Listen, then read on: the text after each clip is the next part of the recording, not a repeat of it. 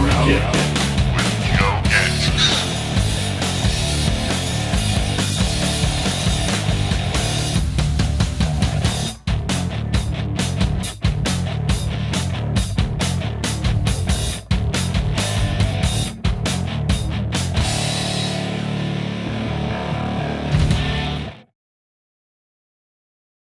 And now your host, Joe Gansas. Hey guys, what's going on? And welcome back to Around the Kids video live stream show. I'm your host, Joe Gansas, and for the next 2 hours, we'll be talking drums, drums, drums, and if that's not enough, drum some more. Guys, welcome back to this beautiful Sunday, October 23rd, 2022, and we bring to you tonight two of the very best in the world of drumming. For the first time on Around the Kit, and I've been trying to get this world-class, tremendous drummer and singer for a long time, the legendary Keagy from Night Ranger, tonight at 8:30 p.m. Eastern Time. Have to thank a good friend of mine from the great band of Y&T, Mike Vanderhoel, for the connection. Thank you, brother Mike. 9:30 p.m. Eastern Time tonight, a guy that's been on the show probably easily over 30 total times. A tremendous Daniel Glass. Always love Daniel's take. The southpaw, I call him, the lefty. So we got two of the best in the world tonight. I am pumped up for Kelly. Been a fan for his a long time. A great drumming and just a tremendous singer. Hope to talk about one of his solo albums, I'm Alive, which I'm a big fan of. Came out about 16 years ago. Kelly Keagy and Daniel Glass always brings it. Just love their take on everything. A lot of stuff going on Around the Kid. This will be our last show, everybody. This will be our last show. We're taking a little hiatus. Be back November 27th.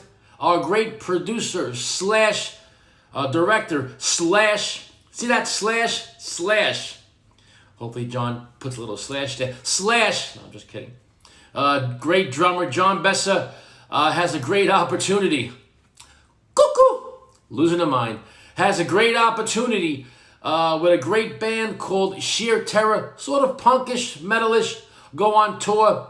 He did some dates recently in California. He's embarking on a big European tour.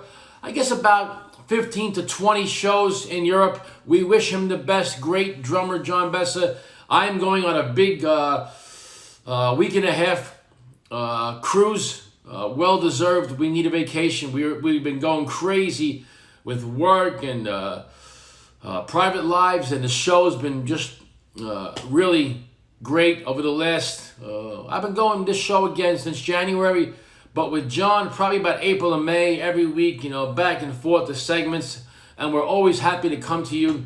So we're going to be back probably November 27th. And hopefully working on a new show. Show on December 4th. Our 7-year anniversary. It's amazing how Around the Kid is almost 7 years old. December 6th, 2015 was my first show with the great Bill Zildjian and a local drummer, a good friend of mine, and John Besser, the great Tony Lazzara. December 6, 2015, 7 years, and we just appreciate all the comments. Great stuff coming up, great guests and segments. We also, tonight, will be introducing once again a segment called Host vs. Producer, where we put in last show, we talked about the great Van Halen, the first album from Van Halen, and people love it. So tonight, I'll be bringing up a cool topic with John Besser. And don't forget, guys, these topics, we have no idea. If I bring it up or John brings it up, we never rehearse it. So tonight, I'll bring up a topic for John, and he has no idea what we're going to be talking about. Just cool stuff. I want to say thank you, guys, for all these years. It's 7 years now, and Around the Kid. Probably 1,200 interviews, right around there, approaching 375 of the world's best drummers and other musicians, as we're going to be introducing that. And we thank John's wife, Rayanne Besser, for getting involved in where she shouldn't have. Just kidding. We love Rayanne. Rayanne idea to get Around the Kit incorporated more. So thanks, Rayanne, for that. It's been going great. We had the Billy Sheehan. We got guitarists coming up, bass players, producers, famous DJs from radio stations. So a lot going on Around the Kit, and I really appreciate Rayanne, even her thought process, getting involved and wanting to, speak her mind, and I love that in somebody. So Around the Kit will be more of the Around the Kit aspects. But we thank you guys so much for the past 7 years. Hope to have a great show tonight. If we can now, hear from our main sponsor of the show, Senten Symbol. Around the Kit is sponsored by Senten Symbols. Senten Symbols is quickly becoming the choice for drummers worldwide. With their roots going back to the emperors of the Qing dynasty, Senten blends the best of old world know-how with modern techniques to help all drummers find the best fit for them. Whether you're an avid drumming enthusiast or touring professional, Senten has the perfect combination of products, pricing, and service to fit any drummer's needs. Contact them today to find out what the drum love is really all about. Senten Symbols. Forge your sound. Joe Gansas rocks Around the Kit, one of the greatest podcasts for drummers, been around a long, long time. Joe's a fantastic host, asks all the right questions, fantastic conversations. I'm always thrilled to be a guest myself. Joe Gansas, Around the Kit. Awesome. You rock, Joe.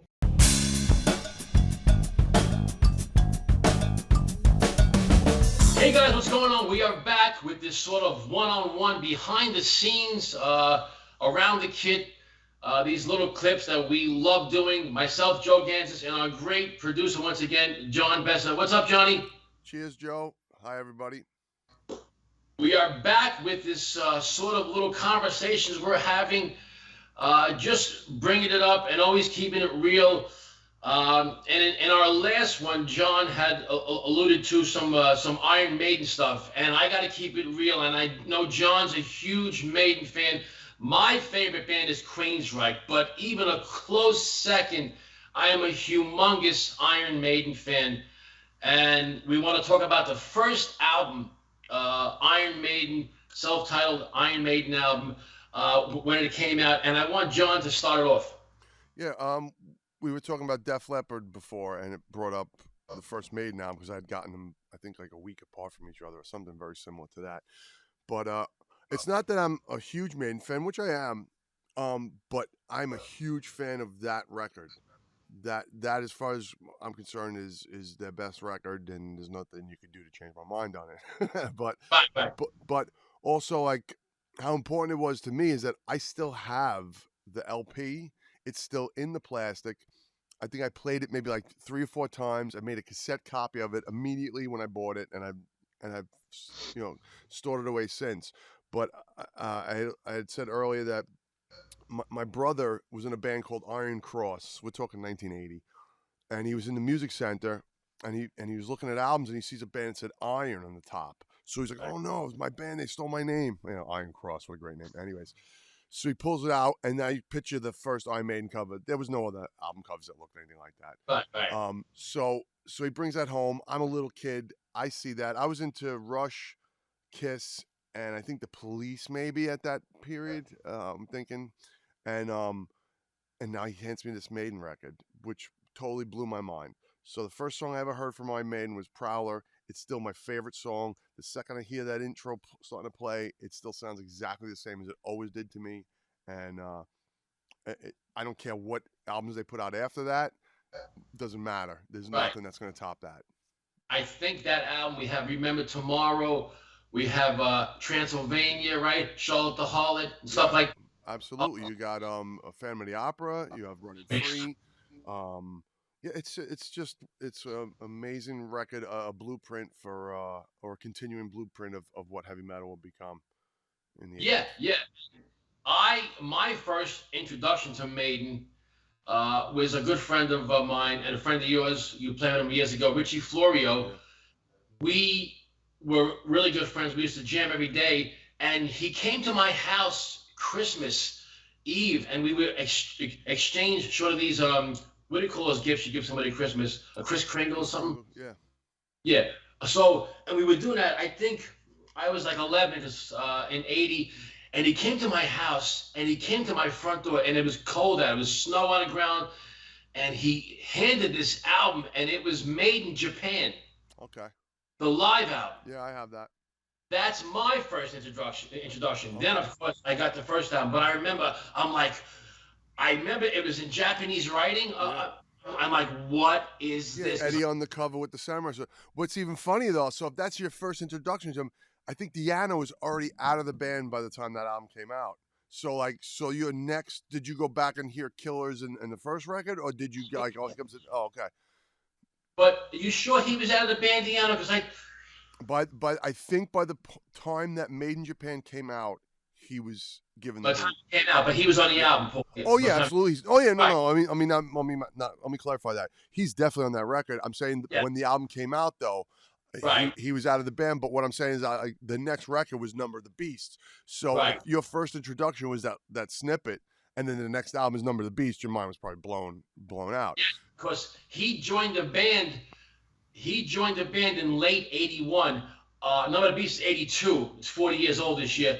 He joined the band late '81, and I remember that album, and I'm like, what is this? Because I was into the Police also, but I was into the Knack, and into the Cars. Cars. I was a big Cars guy. Yeah, absolutely. But I was into Pink Floyd. The Wall album just came out a couple of years earlier. I had the Sinair 3, same electronic drum that I think his name is David Robinson. I can't remember the drummer's name from the Cars. Yeah. Right. And he had it was like, doo. I had one of those. So did you have one of those? No. Well, I was a big Cars fan.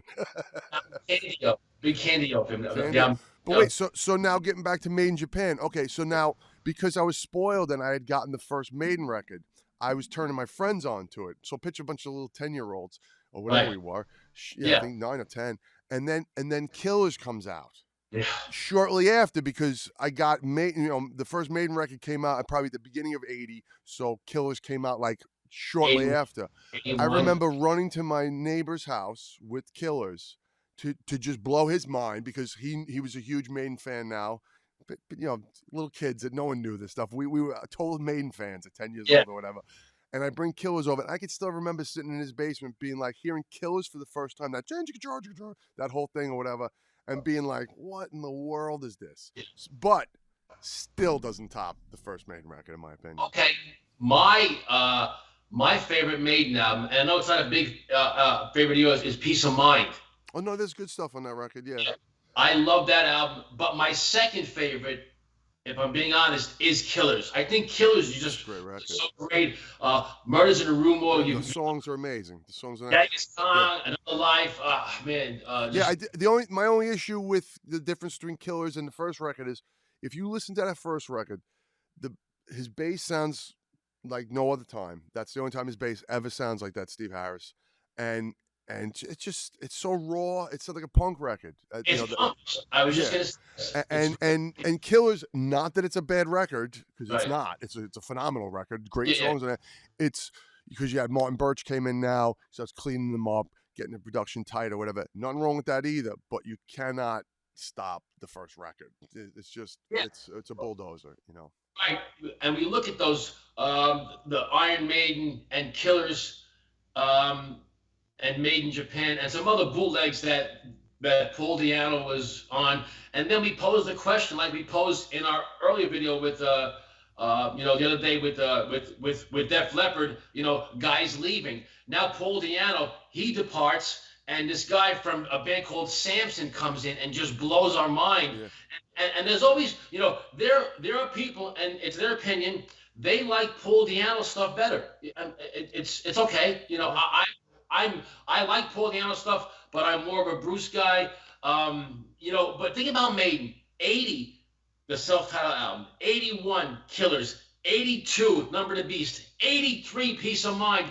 84, Power Slave. It was definitely a great time. Yeah, it was an unreal time, because at that time you had them, You had like Priest, which was kind of like the second wave of Priest in my opinion, but whatever I'm saying, you couldn't, the music that was coming out, even the shittier stuff, let me rephrase that, even the stuff that wasn't the same level as Maiden or Priest was still in that vein of like rock, it was like had a nice edge to it. And then suddenly around 84, 85 is when it started to become more of the poppy stuff, and the ballads started coming until it was unrecognizable by 88, 89 or whatever. Yeah, but that stuff's not happening no more, John. Like those types of bands and the writing process, 80, 81, 2, 3, 4. No. That's 5 albums in 5 years. There's bands that put an album out every 10 years now. Yeah. Well, look, the 70s, like we've had this conversation before, the 70s is my favorite era of movies and music and most things or whatever, because of like that, like it was just like, here's what we do, buy it or don't buy it.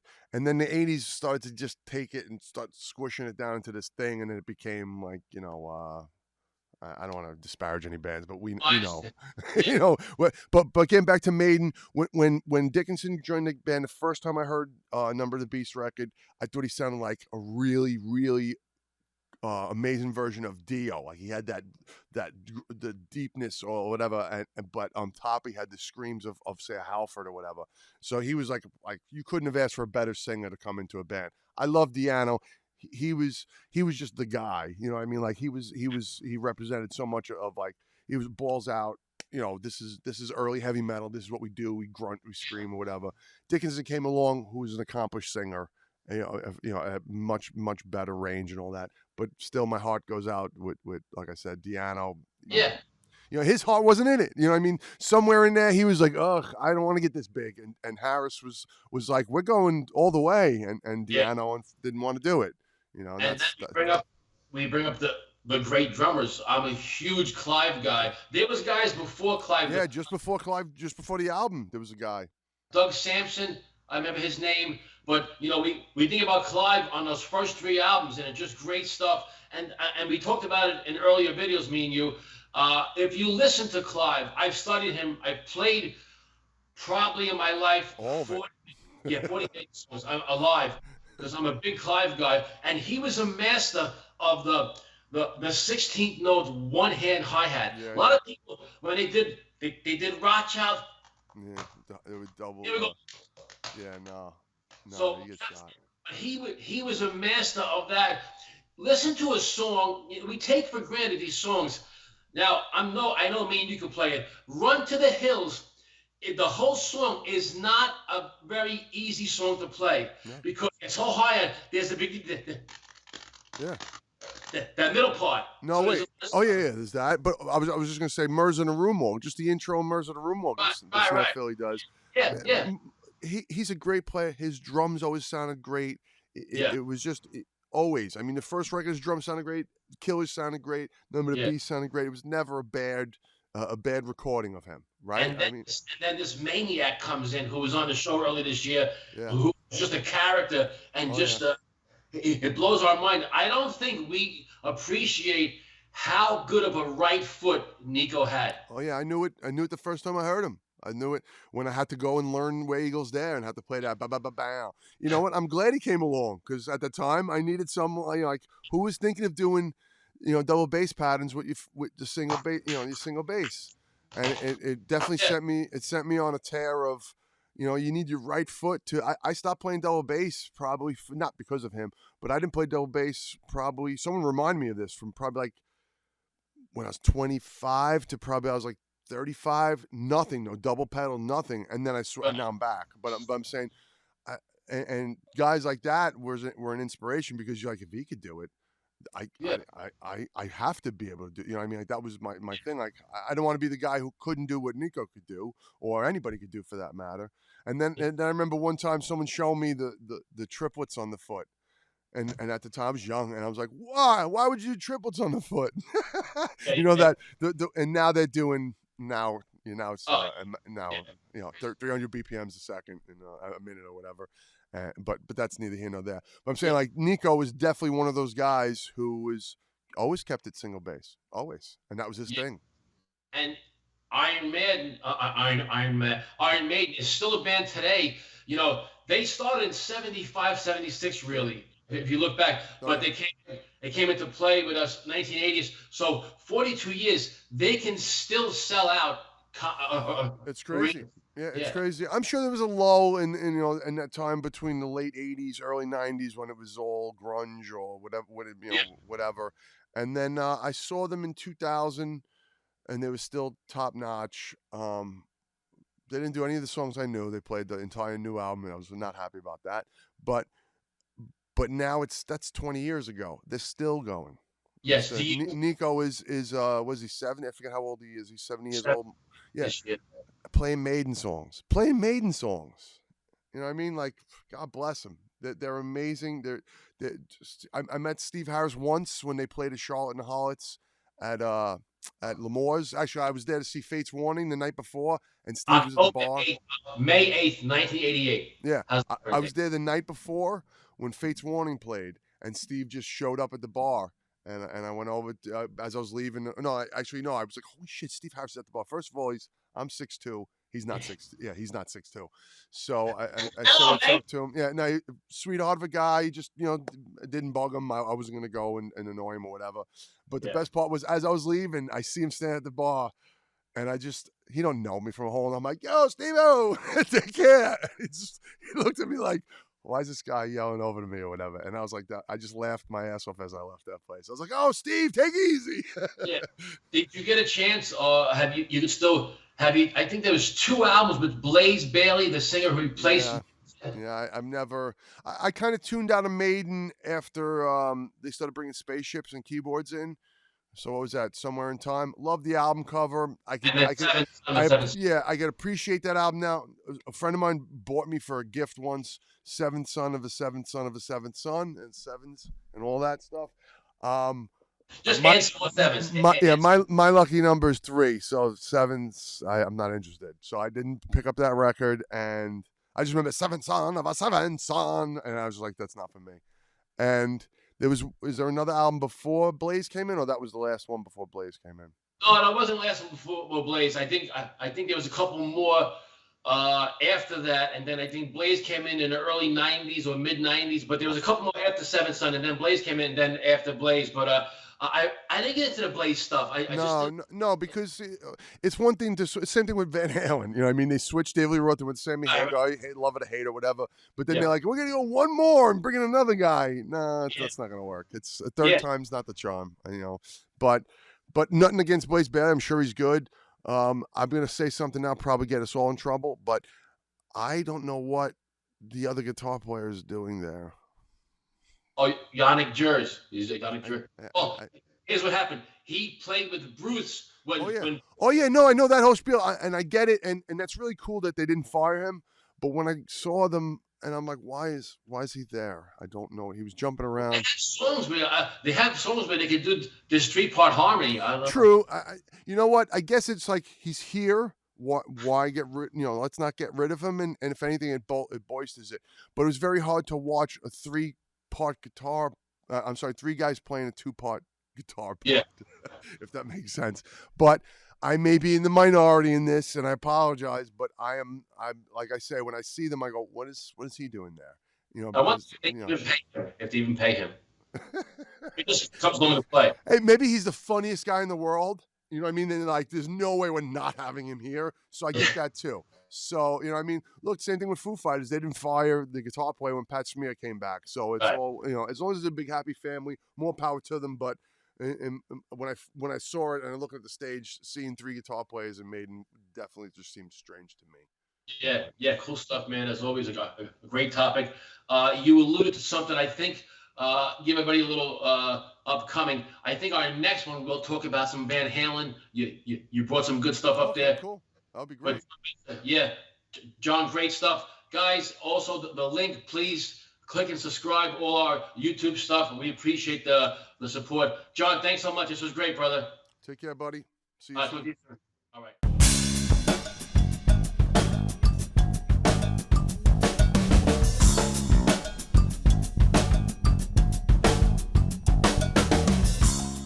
Hey guys, we are back once again on Around the Kit. It gives me great pleasure to welcome to Around the Kit for the very first time, Kelly Keagy.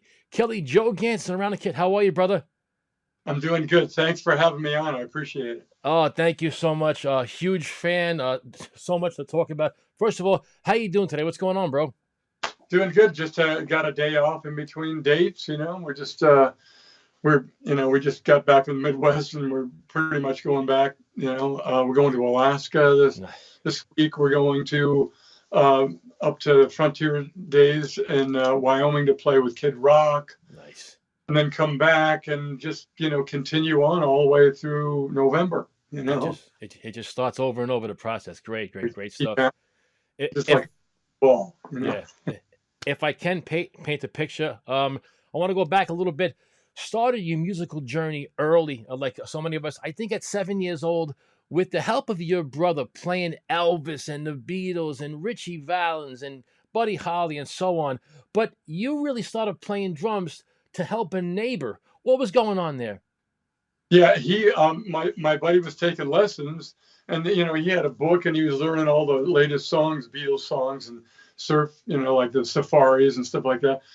And his cousin, who was an actor in Hollywood, had a drum set that was stuffed in the closet. And so we just said, "Hey, can we get it?" So I never played it before in my life, so I pretty much self-taught just from a pretty good ear, and I pretty much learned how to play drums that way, just from listening to records and then also sing. I wanted to be a singer at the same time, so I kind of learned both at the same time as I was growing up from 7 on.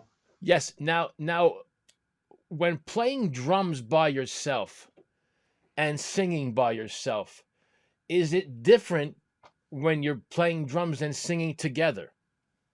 It's not a whole lot different. But nowadays, depending on how complicated the song is, I have to really learn the part, hone in on the drum part first, and then see how the vocal fits in, and stuff like that. But I'm pretty good at doing that now, so I don't have to second guess it too much, and I can pretty much. And the other thing is, I just play as simple as possible.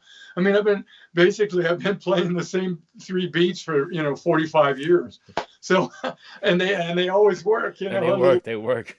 On the kick, maybe, but yeah.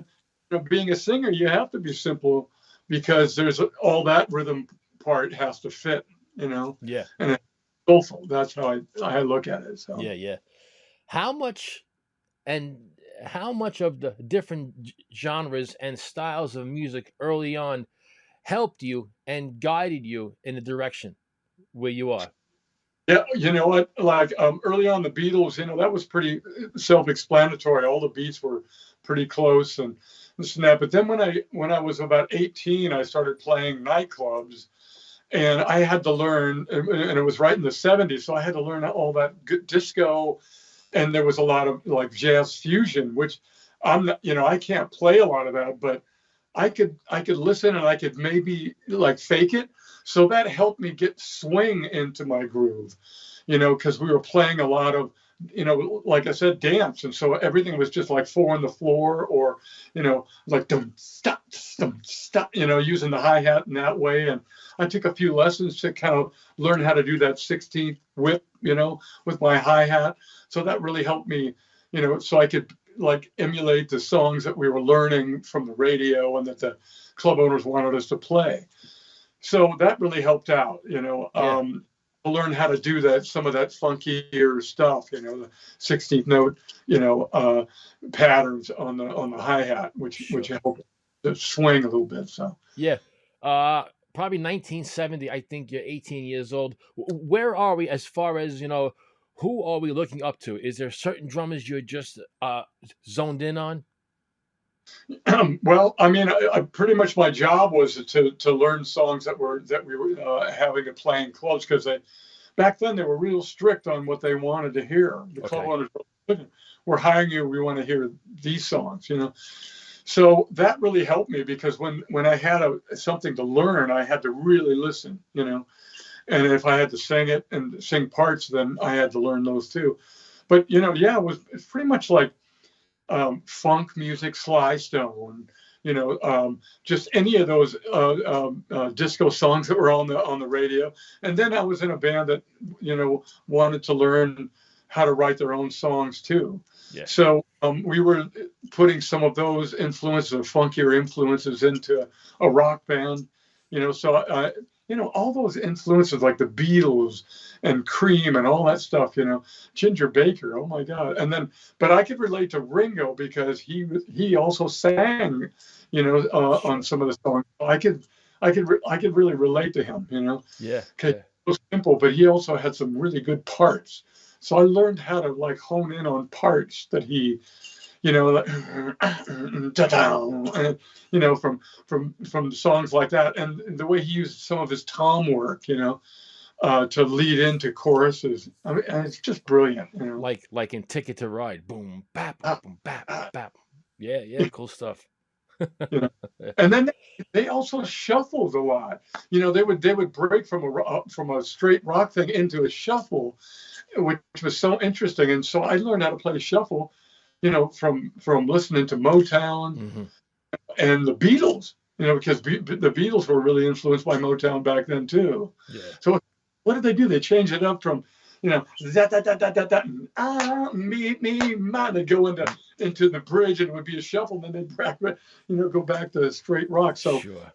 That's what I was about. It was more like how I could apply my playing to commercial style music, because I really honed in on the commercial stuff. But on this side, I would go to San Francisco and see Tony Williams play, and just be like, how did he do all the solo work with, between the kick drum and those fills, it was so perfectly done. Was and that? I want to see if I can maybe learn some of that stuff. So never really mastered it though. Was he playing the yellow Gretsch back then? Yes. Oh my God! And the black dots, they sounded so beautiful on there. Black dots, and they used the mufflers too, right? Yeah, the mufflers. It was like, oh my God, the sound was really boxy, but it was beautiful. Oh man, yeah. Guys, we are talking to the tremendous Kelly Keagy. He's giving me some time today.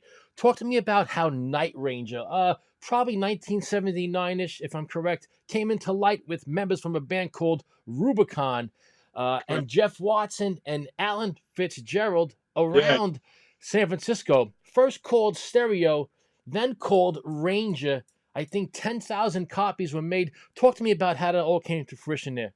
Yeah, so after Rubicon, but Rubicon was like first time I was in the pro, playing in a pro band. Mm-hmm. And that's where I first met Jack and Brad. When Brad had seen me play in the band I was talking about, it was called Rags, playing during the whole disco era, because he was playing in some of those bands too, and he was very young. In fact, we auditioned Brad in that band Rags to play, because we were, the lead guitar player was moving on. So we said, oh man, let's get this. This kid was so good. Brad was so good, but we needed him to sing lead, and he wasn't a lead singer. So we were like, shoot, So, but after Rags, Brad got me in Rubicon. He called me up, and they had a singing drummer in that band. So I played with them for about a year or so, maybe a year and a half, and studied those first two albums, and came in and just killed it. I got hired right on the spot. I was like, whoa, this is amazing, because I was living in LA, and that was San Francisco. So then I went back to San Francisco a couple of weeks later. We started to rehearse for a small tour that was local. And Alan Fitzgerald was living with Jack at the time in Mill Valley while Rubicon was together.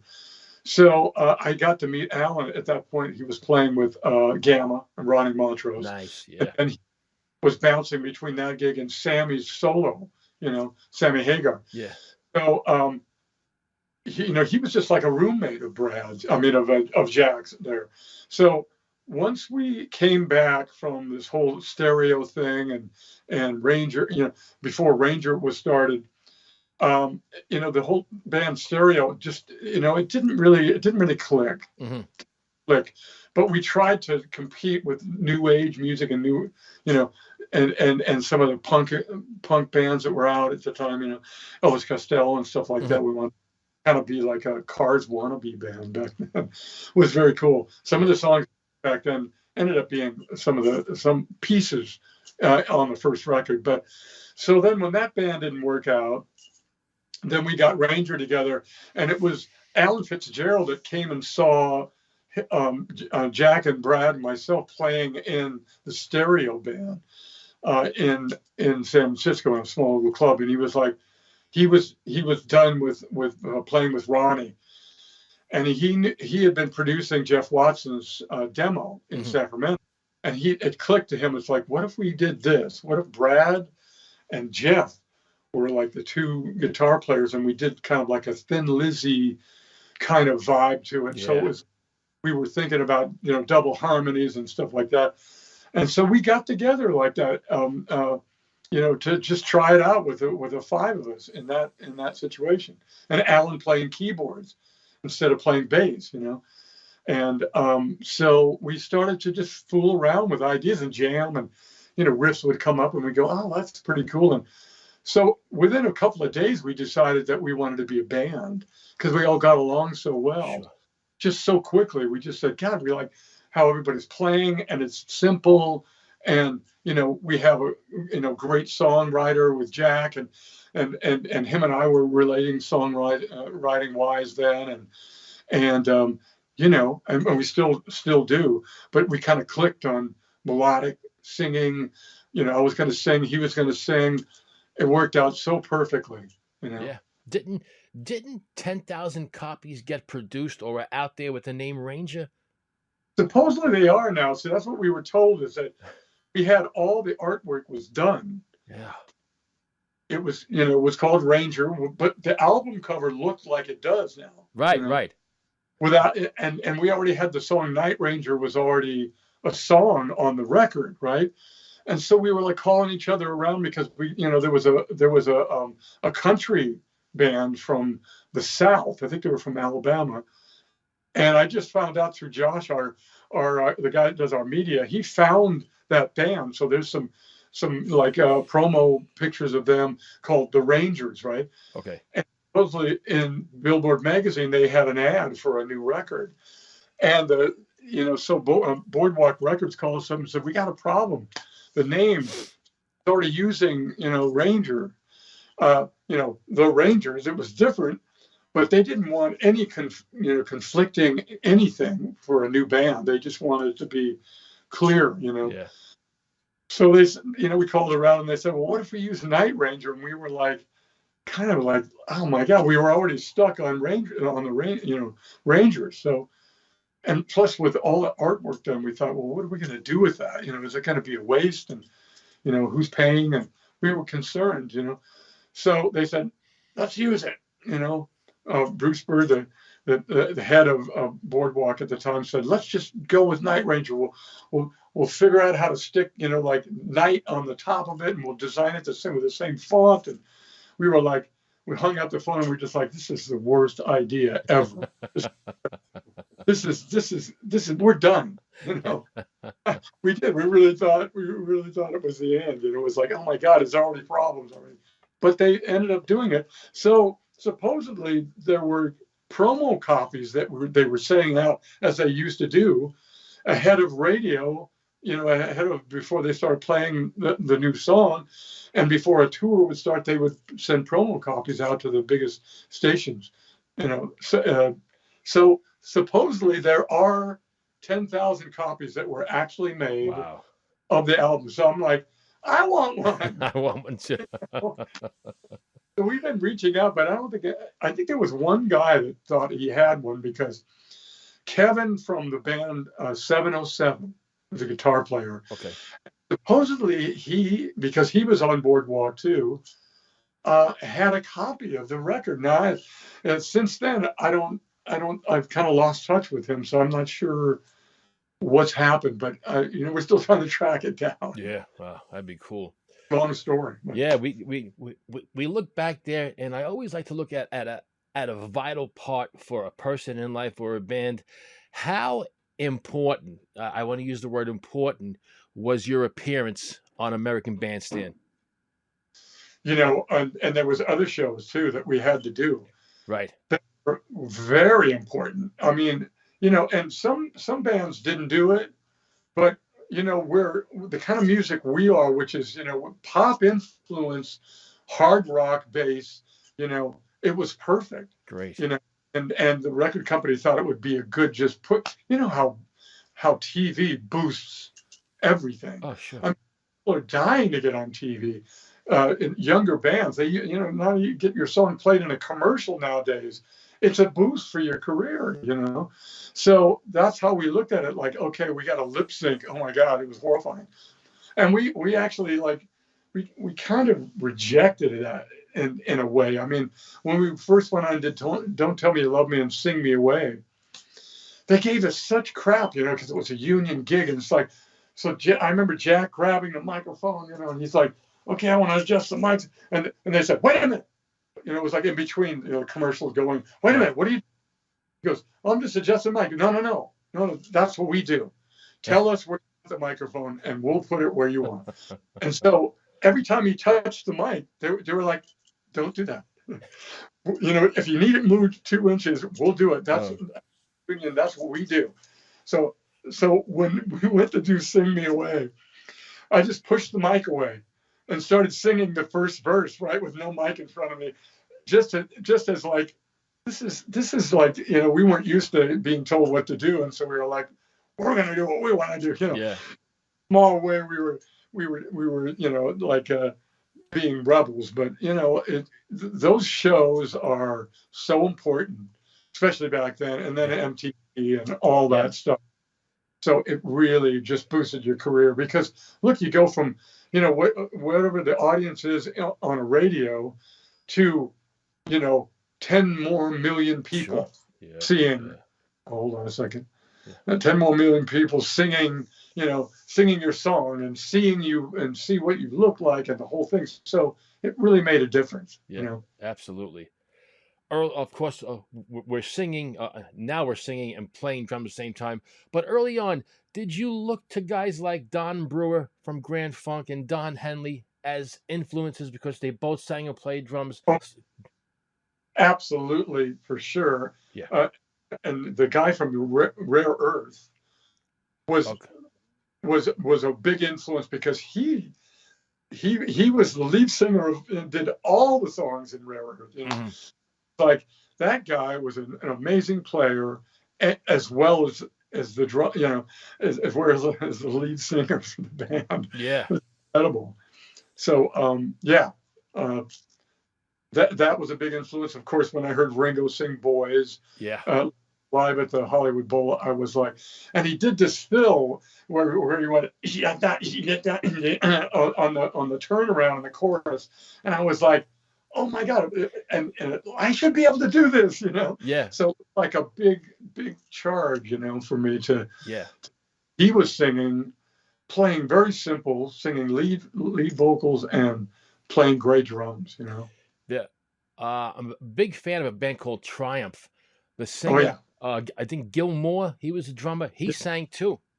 He did. Yeah. He did. I remember we played one of our first big shows up in Autzen Stadium in Oregon, Eugene, Oregon, and it was Triumph, and it was Loverboy, and it was and that was the first time I could see somebody actually playing behind the drum set, and I was like, I'm in the right spot, I did the thing, even though it was very difficult back then to kind of like manage my air. And, because I love to play really hard. And sometimes, if you're playing outside and it's hot, your air management is really important at that point to be able to sing how you want to sing. Absolutely.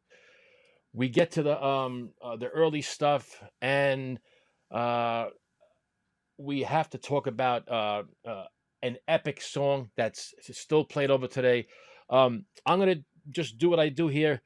Let's talk about Sister Christie, because before it was Sister Christian, it was called Sister Christie. It's a Night Ranger classic, but also an all-time classic. Talk to me about the origin of this classic and how a visit to your sister in high school motivated you to write a song about her, what's ahead in life, and pretty much telling her, be careful in life, what's ahead. was a big brother, and Yeah. giving it to a 16-year-old girl. And that's all it was, But I don't know, because what they did and what we all did back then. I grew up in LA, and she was in Oregon, and I grew up in LA, and we used to cruise up and down Van Nuys Boulevard there. Mm-hmm. So it was just like a Friday and Saturday night thing that you did, and that's what she was doing. She was kind of doing what I did, a car full of girls going up and down the street, and all your friends were out there, and the local hamburger joint, and just everybody. And then on Van Nuys Boulevard, you used to hang out at the car wash, so it was like everybody would do it. And so I kind of related to what she was doing as a teenager. And I just thought, being in a car is kind of like life, and I didn't want it to make it too I don't know, too ethereal or too weird, but I related it as how you move through life, is when you're in a car. And so I just said motoring. You're moving, you're motoring, you're just walking, momentum, the whole thing. So that's how I came out, Could you ever fathom the success of that song, how it is today, and how it's been, achieved and perceived? Yeah, I mean, you never know. I mean, I've been reading this book about Carol Bayer Sager, who's an incredible songwriter. And I loved reading about how she came up with ideas and what she was thinking about. And, and she said, you just go in there to write and you try and channel the most positive energy into a song. And that's all it was. You were just trying to write a great melody. So it was a melody first, but I had Sister Christie, Right. And then a blah, blah, blah. And so when we started to mess around with the song, they were like, what are you saying? And I said, I don't know. I just have Sister Christie. And they go, oh, I thought you said Christian. Right. I wrote the lyrics around that idea of Christian and her being young and me giving her advice and boys and the whole thing. So Yeah, just great stuff. You've achieved so much in your life, not only in music, but in life in general. Studio albums, live performances, sessions, clinics, solo albums, and so on and so on. My question to you, Kelly Keagy, is Sister Christian Kelly Keagy's Mona Lisa moment in music? I think more than, I mean, that song was definitely like, we put it out after we had two singles on the second record. Right. So we put it out, and that one just shot right up the charts. So we were kind of in the middle of touring and trying to promote the album and radio and the whole thing. So I kind of lost what was going on. But I think that the Mona Lisa moment was when that album sold 2 million copies. Nice. And we still had a long way to go on that record. And that song helped propel that album to 2 million plus, and we were all looking at each other like, holy crap, this is this is incredible. And, but it was a kind of a curse and a blessing, because then after that, they always wanted to have that ballad there. And where's that ballad? And we'd be like, well, we haven't, we hold it back, in an album, Man in Motion, we held back. We didn't even put a ballad on there. And they all laughed and said, yeah, right, a Night Ranger record without a ballad. And we were like, don't do that, But it's true that a lot of times those songs are relatable more than screaming guitars. And, I mean, it is sometimes, but we want to have a chance to be a rock band too. And so that's what we always tried to achieve. And I think we really achieved that too. That fine line between having those hit ballads or hit songs and the guitar, like guitar assault that we had when we first came out. And I think we've always tried to keep that sound too. Did you guys earlier the microphone? You couldn't touch the microphone. You wanted to be in charge. You want to do what you guys wanted to do. Were you now being told what to do by the record companies, like the first and second albums? Did you like that, or did you, was it something you guys didn't like, to be told you have to put a song out, you got to put a ballad, and so on? Well, you have to realize that you have a huge company that's backing you. Right. Backing your success. So do you want to start a fight with them, especially when you get the success? Do you want to say, no, we don't? We did, we did the best we could. We thought, some of these other songs might represent the band as a whole. But, at that point when CHR pop radio was coming out, and they saw that as where the money was. And they're in the business of making money and selling records. I mean, that's just where it's at. Right. So if we didn't want to go along with that, then we could be at odds with them. I mean, look at, MCA at the time was the biggest record company in the world. So when we switched over from Boardwalk into MCA, it was like the powerhouse. They had lots of money to go to radio and to go to MTV and to make these videos that we made. And, and Irving Azoff was the head, when we brought our second record to MCA, Irving Azoff was running the company. We were like, why wouldn't we want to be, right. We want to continue. We want to work with them. We don't want to be at odds with them. But at the end, we were kind of at odds with them when we did Man in Motion. Mm-hmm. I don't know. We just thought there were so many great rock songs on that record. Keith Olsen produced it, and we thought, man, we can definitely hit them real hard. We had everything that we wanted on there. We had ballads. We had great rock songs, and it just they put out "I Did It for Love," which was a song that we didn't even write. They kind of brought that song and said, "We want you to do this song," and it's you have to do it. And we looked at the song like, so not us, Yeah. And we were like, of course they asked me to sing it, and I'm like, holy crap. I mean, the opportunity there was to work with Keith Olsen and have, just that fill up. We wanted to fill the album up with hits. Yeah.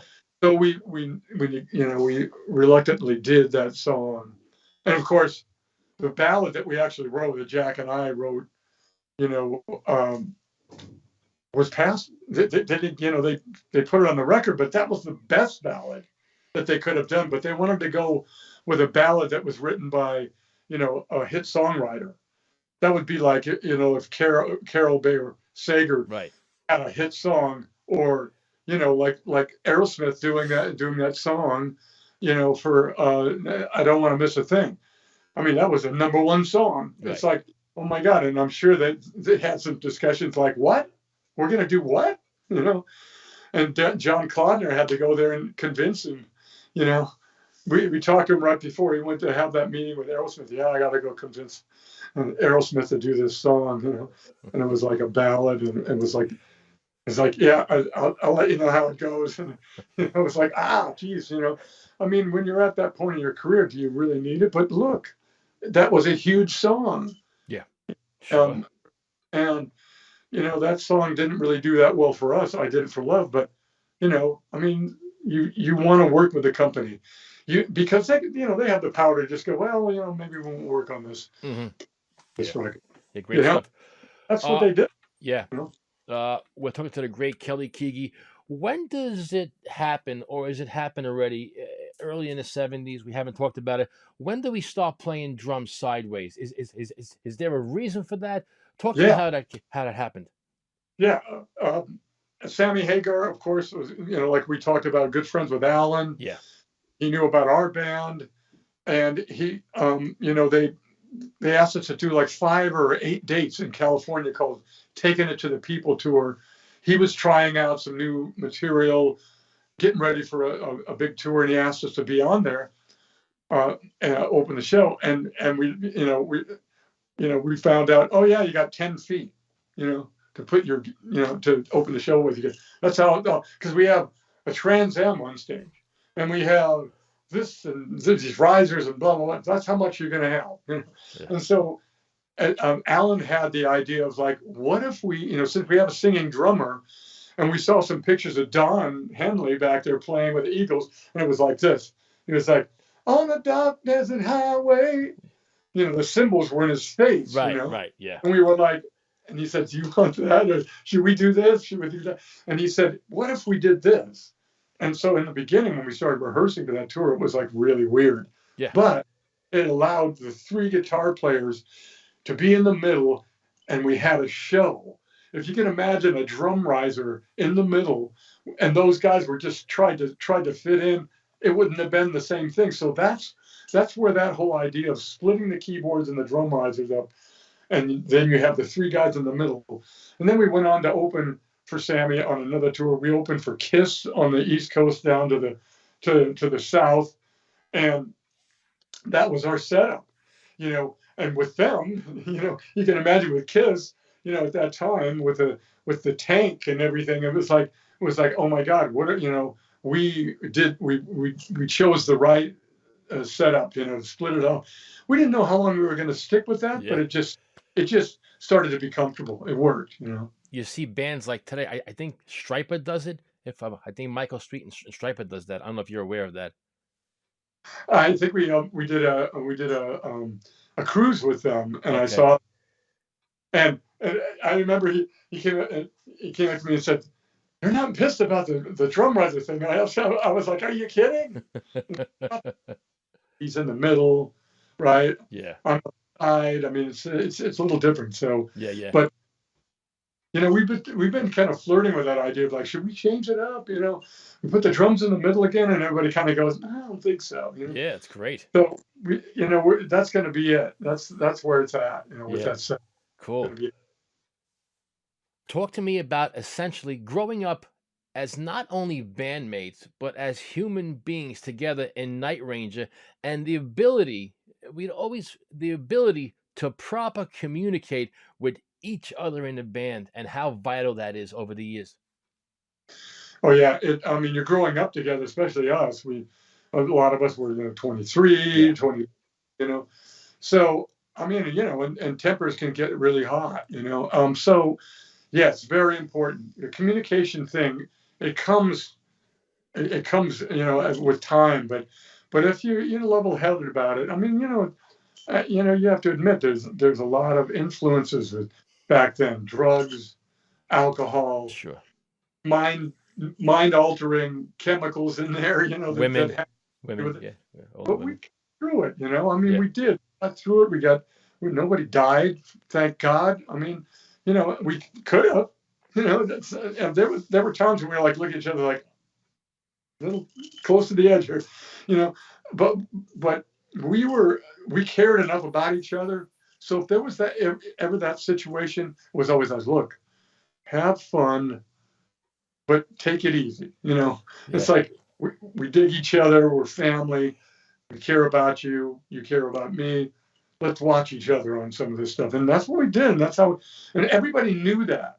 So, and I'm sure a lot of other bands have the same kind of like bond. Yeah. Look at the bands that have been together this long, Oh yeah. We've been together 40 years, since 40 years this year. Of the 40th year of the Dawn Patrol record. Right. We the three of us started the band. We started those other bands. We were playing together in 1978, 79, right, like that. So a couple of years ahead of that. But it's that communication thing. Even when there's anger, it's important to know who that person is. As long as you know that guy like your brother, you can get through anything. Yeah, absolutely. Just tremendous stuff. Kelly, I am a huge fan, brother, not only of the 13 studio albums from Night Ranger catalog, but also of your brilliant work. I want to touch on this on your solo stuff. 2001, Time Passes, and 2006, Kelly, I Never Bullshit. I'm Alive, to me, is a masterpiece, and I come fully dialed in. I'm not. There's no. I love it. It's a masterpiece. I love the singing. I love the phrasing. I love the space you've given yourself to create. I love. I'm a big Reb Beach fan. He's on there also. It's a brilliant album. My favorite track, Blink of an Eye. How it starts in halftime. Before the pre-verse, we go to a double time, and then in the verse, we go back into a halftime. I just love I love it. How important is it to you in your solo projects to have full autonomy in what you do? When you're by yourself, and I was producing the album with Jim Peterig, who's a tremendous songwriter and producer. it's so important to be able to communicate those ideas, and then if you can't really pull them off, like how can you get close to it? So flushing out ideas is so important, man. It's like it's like first of all, it's all about the song, and that's such a cliche, but it is about what that melody's doing and how that rhythm is moving throughout. Because in rock, it's important to be simple, but at the same time, give the illusion sometimes of rhythms that might be more complicated. Because when you put that whole thing together, everything's got to fit in its spot, and that's why what I try to do with my drumming, and I really try to do that with my vocals. But when you're writing a song, it has to be. I mean, God, I have to go back to that cliche of the country, singers and songwriters use as like 3 chords and the truth. Simplify that whole basic song so you can let that melody and lyric shine through, and then you can build that foundation and make it more complicated. But in the beginning, let's let the lyrics speak, and that's all I've always been about it. I am a huge fan of that album. It is, it's brilliant. I really mean that, brother. What's the last song? I never meant to think until you saw it. Oh yeah. Oh shoot, I can't remember. It's like congas or bongos. I never meant. It's a great song. So it's called Where Are We Now? It's with the drum groove in there. Yeah, boom, boom, boom. Yeah, it's see that album. Yeah, I love it. That album has so many different genres on that album. It's a great piece of work, man. I just compliment you so much. I really love that album. I listened to it so much, and it's tremendous. And now, because I'm good friends with Mike Vanderhool, I know he's recording on your new album. What's going on there? Yeah, I got about 8 songs, so I'm really close to having enough for a collection. But he's playing on, I believe, 3 songs. I have him doing cajon on this one song. Nice. Percussion, and then he plays a kit, and I'm going to orchestrate. I'm going to put an orchestra in this one song. That's a ballad. Great song called Bittersweet Farewell. So he's played on that. He's also played on a couple of these rock tracks. And Mike is a tremendous player. Yeah. Studio drummer, man. Just a tremendous talent, and really appreciated and I wanted him to play something different than, because so many years of making records, you kind of have those fallback things that you play grooves and fills and stuff. And I just thought, he's such a cool drummer. I just wanted him something fresh song, and he absolutely did, especially with the percussion stuff on the Bittersweet. It's going to be huge. To me, it's going to be great because it's going to be orchestrated. I'm going to get an orchestra to play some of these parts, and it's going to be great. Any particular reason why we waited 16 years in between solo albums? I know. It's like I didn't want to conflict with what Night Ranger is doing, and when I was doing those albums, we weren't doing albums like every year. Right. We had a lot of space, so I wanted to, and making records, I want to have something to say that I feel is really coming from my heart, because when you're making albums like every 2 years, you tend to start repeating yourself, and I wanted to have some experiences happen in life, to be able to put into this record, and so I started writing these songs probably a good 8 years ago. Mm-hmm. So right afterwards, I started to work with Jim. I got a couple songs with Jim, and Frontiers, wanted to possibly listen to some. I haven't let anybody hear them yet, except for Mike's had it, and just a few people. But I started writing with the great Bill Champlin, and him and I wrote like 3 songs, and some of them are one of them is really, really funky, because if you know Bill, he is just like over the top, just like Mr. R&B, blue-eyed soul. And him and his wife Tamara and I got along pretty well. Over the course of a couple of months, we wrote some really great songs. And so there's going to be a couple songs of theirs on there. And I wanted to have some different influences songwriting-wise. I mean, I don't want to just do the same genre. I want to have some funkier influences and stuff like that. And R&B was, as a kid, I grew up listening to R&B in LA. And when I was 7 through 12, it was like Motown was like my thing, But I loved the Beatles, so it was like the cross between rock and everything. And the Beatles were influenced by Motown too. So I wanted to have some of those influences on the coming record. So cool. It was really nice. It's going to be hard to top "I'm Alive." Let me tell you right now. It's going to be different, though. It's going to be a little different. Good. Rock. Good. I can't thank you for this time. I have one more today, and just so nice of you to give me some of your time today. You've always been a very responsible person, taking care of yourself and trying to stay in the best physical and mental shape over the years. What is the recipe currently for you maintaining this, turning 70 later this year? I know. I think it's all about just staying active, man. You gotta. I mean, if I don't run, but I walk, so I get my lungs working. I get a great workout while I'm playing in the band, so that's great. But on the off season, I try and exercise, 2-3 times a week to keep all that whole level. I have to work on my voice all the time. I have to work on my hands and chops. So all that stuff comes into play on the off season. But man, eating healthy. I mean, eating healthy. Don't drink too much. Just try and just take it easy, because when you get that old, your body really gets affected. So it's about trying to maintain that level. Because I know I'm going to have to get behind the saddle again and go play a 2-hour set. And sing backgrounds and lead vocals on every single song, and and playing real hard. So I want to be able to keep that level. Once I start not being able to do that level, I'm just going to say, well, I think it's about time you go get a 25-year-old to do this. Yeah.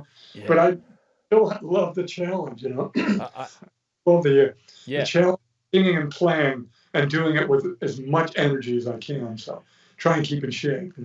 A good friend of the show, and he's one of the best musicians in the world, the great Dean Castronova.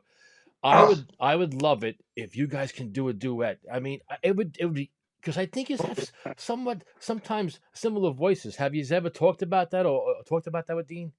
No, we never have. But I know he's making records with Jack and stuff like that.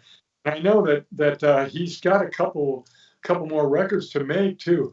I mean, I think that would be brilliant. I know a duet. Who did you do a duet with just recently? Was it Dino? That kid Dino? Oh my God! Or was it? Or some girl? God, man! But I know that his voice is so good. I remember the first time I heard him when Steve Jerry was in the band and voice had gone down or something, and so Dean sang. I think he sang "Faithfully," and I was doing a what was it, a rock and roll fantasy camp in the parking lot in Columbus, Ohio. They were playing at the amphitheater. And I saw Dean and the whole thing, and he didn't say anything about it. He was going to be singing that night, so we wanted, let's watch a show.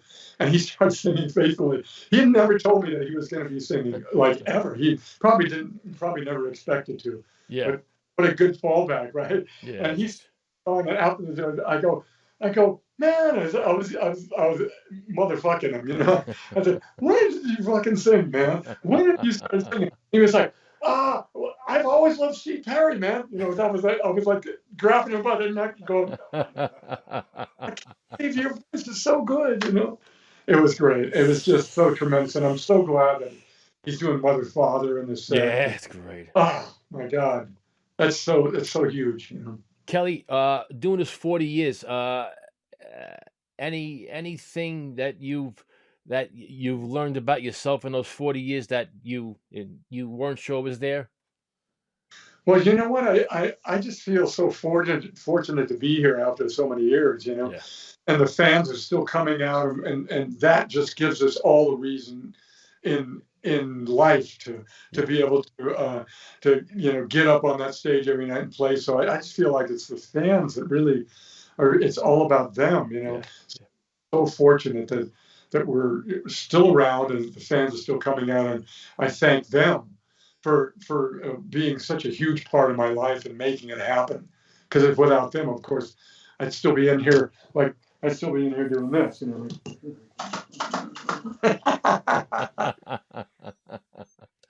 Well, we've been very fortunate today to have you on the show, and I say thank you, brother. Where are you guys going to be coming up in the next couple of months and so?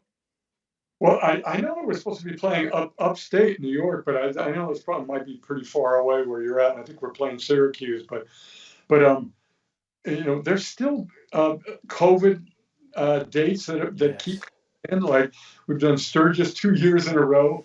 I mean, we're not playing this year, but we're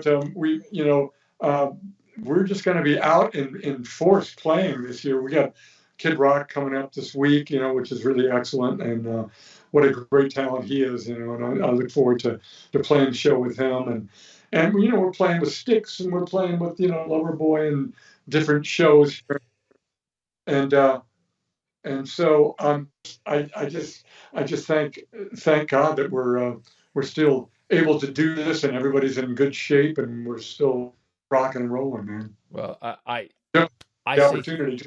This is great. yeah, brother. I say thank you so much. I have to do this because I have asked every drummer their first time on the show this same question, and it's just a question I've asked every one of them their first time. Kelly Keagy, how would you rate this interview, honestly? Oh my God, I never get to talk, about drumming and stuff like that. It's always about the band Night Ranger. So this is a real special for me to be able to talk about what I do, and so much of what I do is a part of what Night Ranger is, and we're such a great team. But this is really nice to be able to talk about drums, talk about being a lead vocalist, and Yeah. I appreciate having this site, Joe, because there's so many guys out there, that need to be heard. And maybe there's some new guys that you're putting on there. I hope so. Oh, sure.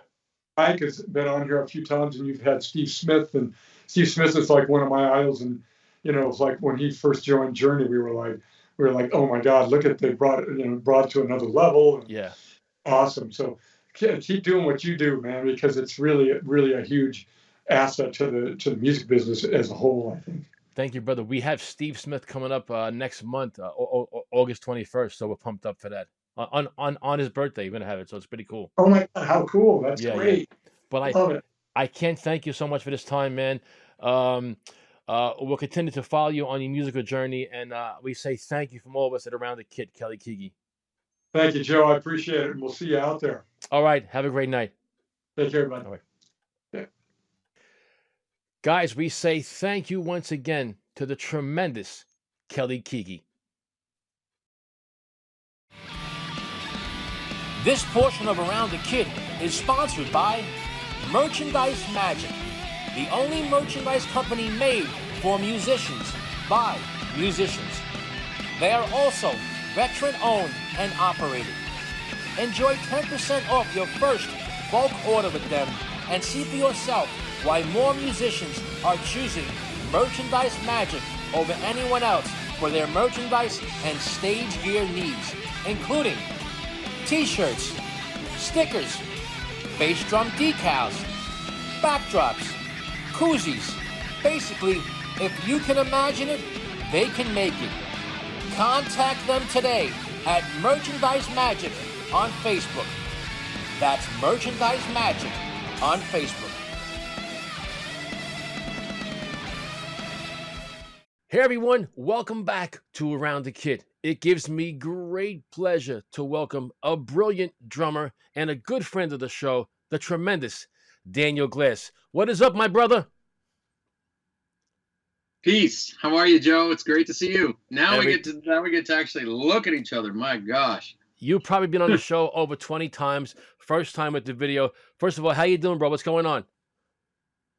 I'm here in my lovely little tiny little New York City office, Yeah. which also acts as a teaching studio and a practice studio and a library and a storage facility. You know, it's just all condensed. But I'm, you know, in the middle of it all. I just got through like 8 shows in the last 4 days, and I worked the weekend at Birdland with Gunhild Carling, this amazing Swedish phenom. She plays like 7 instruments, and she's great, crazy. They call her the Swedish Queen of Swing. And I've worked with her off and on for probably almost 10 years now. So I just having fun, doing it in New York, you know, all of that. Yes. We've talked about so much over the years, and I always got to say thank you, brother, for your time. It's always special when you give me some of your time. I know how busy you are. I'd like to start with a word you said a couple minutes ago called the library. And I want to see if we can somehow get into the library of your mind. Over the years in drumming, the historian, we know all the videos. You're a historian. You know all about drums from 100 years ago and up to today. Talk to me about the library in your mind, and if you like to always get back there and try and reinvent it. Good question. You know, I've always been somebody who likes to catalog things. I sort of think part of why I like doing research is I like to fill in the gaps, you know, and put things in order. And so I was always the guy as a kid who was reading the liner notes on the record and trying to understand. And after a while, you get to know the names of the musicians. Oh, Steve Gadd. Oh, Steve Gadd's on this album. Steve Gadd's on this album. You know, if you're buying jazz records, or then you find them on pop records, you know. And so I was always that guy. And I guess when, you know, when I was playing with Royal Crown Review, it was back in the 90s, it was a whole new world for me. All these drummers I'd never heard of, all these bands, musicians I'd never heard of, styles of music I'd never heard of. So slowly I began to kind of try to catalog that and organize it. And the more I did that, it just turned into kind of more formal researching and interviewing and just really trying to put those pieces together into a big picture. You know, like you got a 1,000-piece puzzle, and one piece may not mean anything all its own, but you put it together, now you're seeing a big picture. And I have always loved big picture thinking when it comes to drumming. That's one of the things I really try to bring to everything I do as a drummer. You know, whether it's playing, you know, my new record with my trio is about as modern of jazz as I can possibly play. But this gigs this past weekend with Gunhild Carling, we're playing 20s, 30s, 40s music and some 50s. So, you know, I'm just driven, and I want to be familiar with it all, so that anybody calls anything, you know, or everybody wants to hire a drummer, I'm the guy, you know, and it's fun. It's just fun. It's kind of my way of thinking. So I'm, you know, always getting lost on the All Music Guide. Do you know about the All Music Guide? Allmusic.com. I don't. Tell me. Allmusic.com is a huge music database.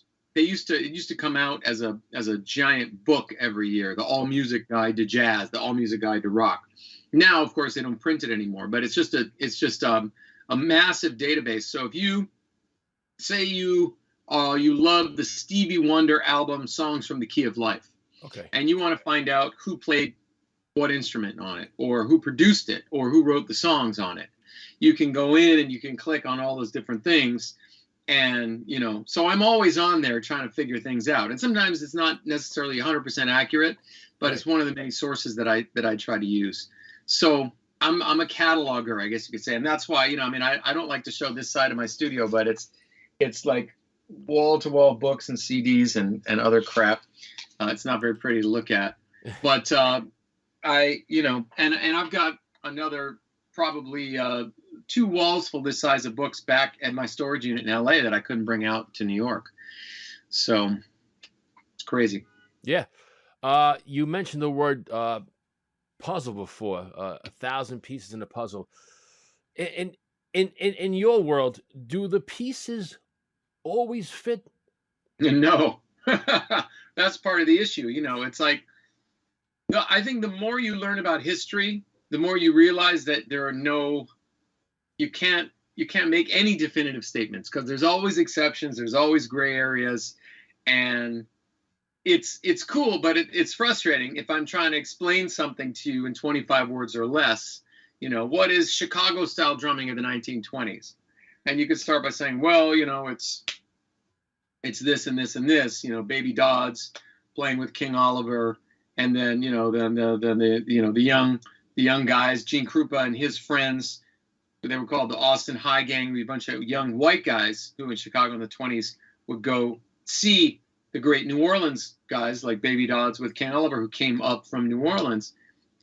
But then it just, you try to pin that down, but then there was Fletcher Henderson was doing stuff in the 20s in New York, and then there's a whole bunch of an amazing jazz scene out in California, San Francisco, and LA, and they were doing different kinds of stuff, So it's the same thing, you the more you make generalizations, the more you realize you really shouldn't be, but that's kind of what history is in a way. At some point, you have to commit to something, otherwise, how are you going to accurately describe the past?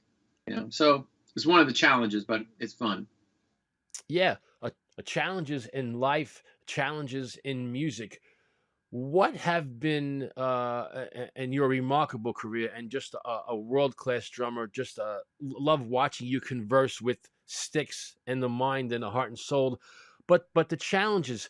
Talk to me about some of the challenges mentally, physically, that you're still trying to conquer. Well, I was just can't remember who I was talking with this about somebody about this, but it's sort of a blessing and a curse. And this is my personal, I don't know how everybody else out there is. I don't know, like your approach or whatever, but I'm a FOMO person. I'm always afraid of missing out. And Okay. So I'm trying to do everything. I want to be a world-class educator. I've got 3 more books in the pipeline that I'm trying to get done. I want to play more gigs and be hired as a sideman, but at the same time, I want to get my own jazz trio off the ground, and I'm hustling to get that going, and so, and all of these things, I'm like, if I'm doing one, that I'm really mad at myself that I'm not doing the others. It's like insane. I set myself to an insane task, but at the same time, that is my passion. For me, the thing that I don't want to do, and again, this may work against me, is I don't, in terms of maybe wider recognition or, what have you, is that I'm always looking towards the next enormous challenge and trying to battle that, get that thing together. Right. And, these things take a large amount of time and energy. And so then, things that I've done for a lot of years, I don't keep doing them necessarily.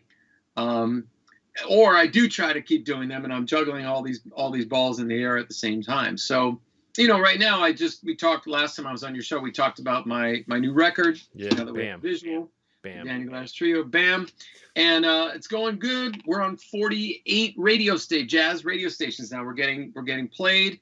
So now I'm freaking out that I got to start booking more gigs and getting out there, but it's very challenging, of course, booking gigs under any circumstances, especially when you're a jazzer.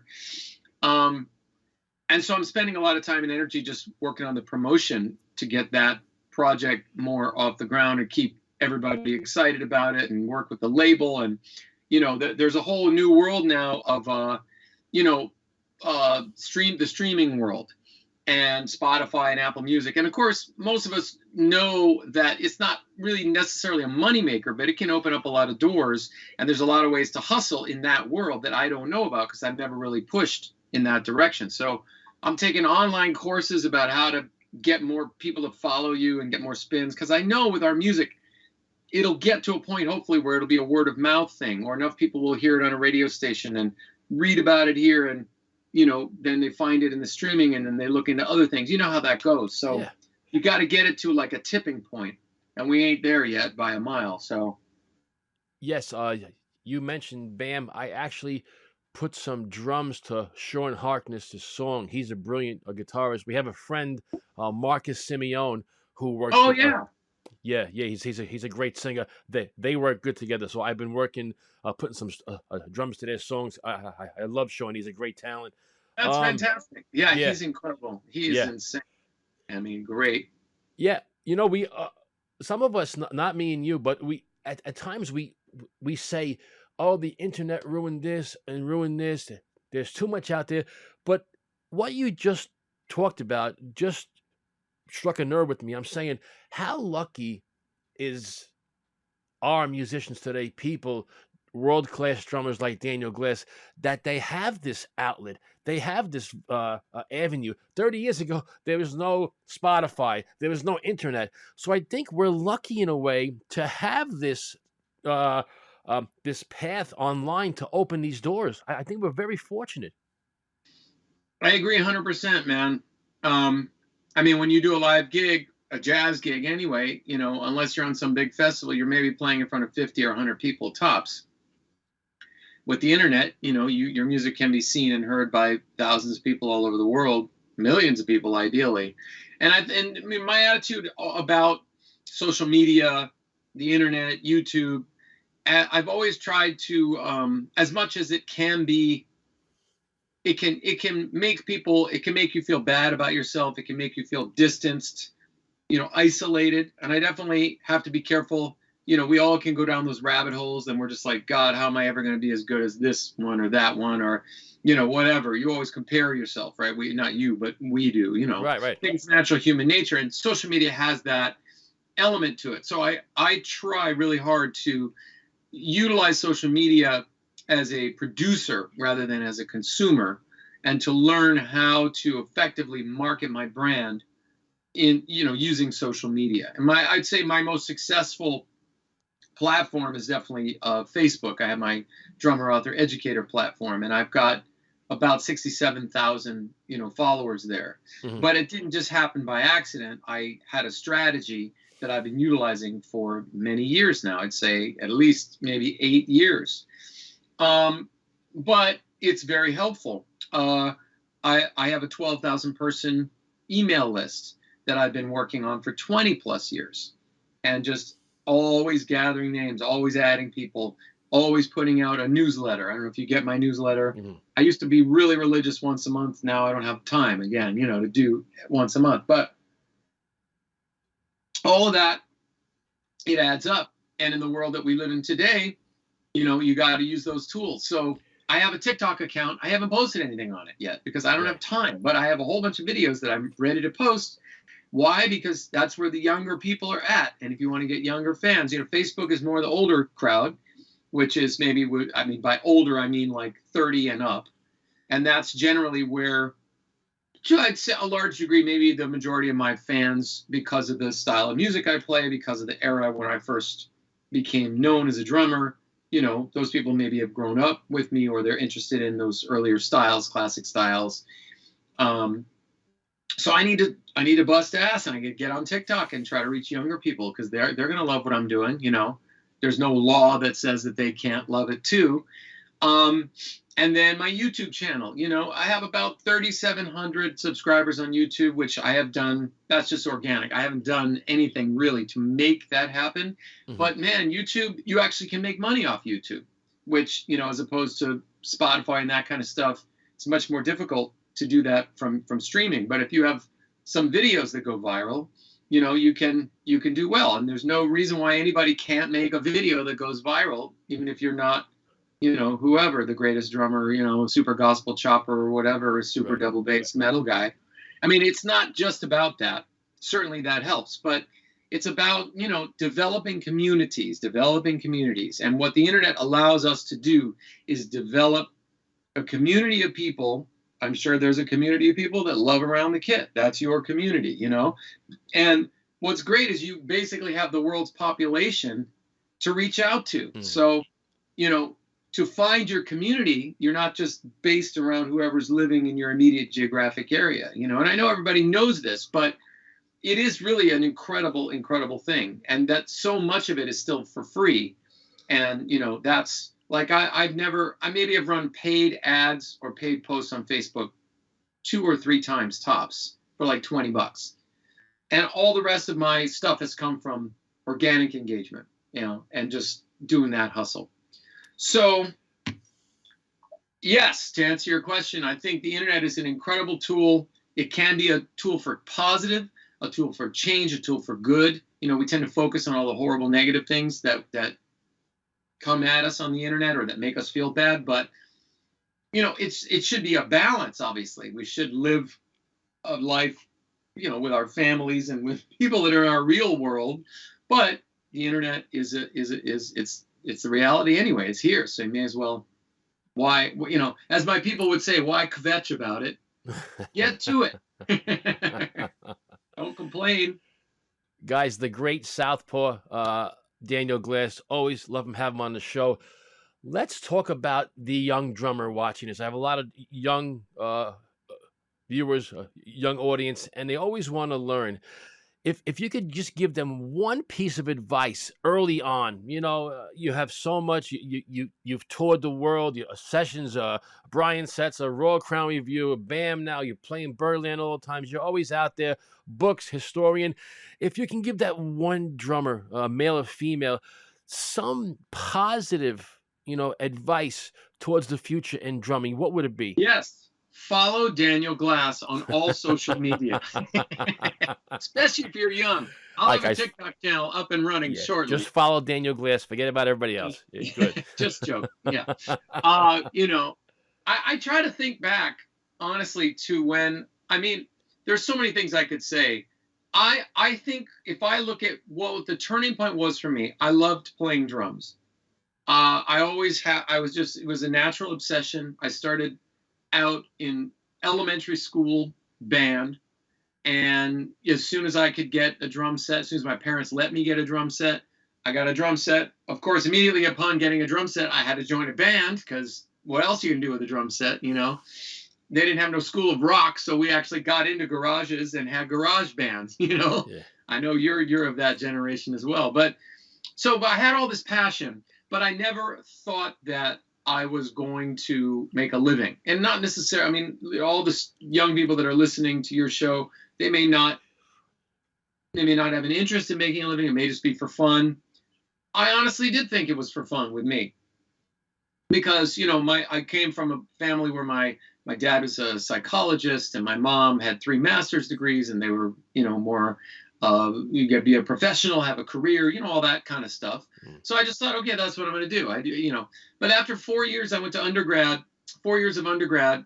What did I do? I was in a Pink Floyd tribute band. That was like the biggest band on campus, and our shows were like events. We had a beautiful girl with flowers in hair come out and sing The Great Gig in the Sky. We had movies behind us. We got really inspired. We used to draw hundreds of people to our shows. And then I was also in a Led Zeppelin tribute band. Of course, there was no such thing as a tribute band, but right. That's what we essentially were doing. We would play entire sides of Pink Floyd albums. We would play nothing but Zeppelin. And, I just loved it. It was my passion. And the stuff I was studying, the psychology I was studying as an undergrad, was definitely not, I felt like, it was fine, but it wasn't really grabbing me. And what did it, and this is the advice I would give, is that I started studying privately with a jazz drummer named Bob Gulotti, who, was he ever on your show? He passed away, twice. I love Bob. He was on your show twice. Yeah, he passed away a couple of years ago. Yes, he did. Yeah, love Bob. But he was truly my first great mentor. He was a real jazz head, you might say. The way he talked. Sure. He was the first person I ever met who used the term cat. He referred to other people as this cat and that cat, not ironically, like straight up. That's the way he talked, And I was just like looking at this guy, and then I saw him play, and he was unbelievable. He was a guy that never, I think, didn't get he certainly got credit as a teacher, but he went to Berkeley, studied under Alan Dawson. He was there at the same time as Steve Smith. They were classmates together. Yeah. I remember first time, I didn't even know that he knew Steve Smith. I was young at the time. I was a fan. I certainly didn't know Steve Smith. I knew who he was. And he said, "Man, Steve Smith, you know what, man? He got publishing. He's worth $100 million. He's a co-writer on all that Journey shit. That dude did great." I was just like, I didn't know you could get money by writing songs or whatever. I mean, I don't know what Steve Smith is worth. This is what Bob told me, Anyway, Bob just inspired me, not just as a teacher, as a musician, but as a human being. And I looked at him and I went, oh, you could do this. He had a house. He was married. He had kids. He made a living like a normal human being. But he would go to Australia and he would travel and he would do clinics for Zildjian. And I was like, I thought this was super cool. And it sort of matched up with the you need to have a real responsible job talk that I'd gotten my whole life from my parents and my schools and everything else. So I was like, oh, okay, so this is possible. And the other thing that I learned from Bob is that's when I really started to get into practicing, because when you're starting to work on jazz and you got a lesson next week with this guy who, he suffered no fools. I mean, Bob he was a pretty serious dude. He could be. You start getting into it and you start practicing 3-4 hours at a time. And all of a sudden it's like, wow, this is not something I'd never really done before. I never was that committed to it. Anyway, when I look back on it, Bob was my first real mentor. And I think without even realizing it, I just submitted myself to the process. It was only 5 months that I studied with him. It was over a summer because I graduated from Brandeis University in Boston. I was there. I stayed there for the summer, worked at a summer camp and did a little of this, a little of that.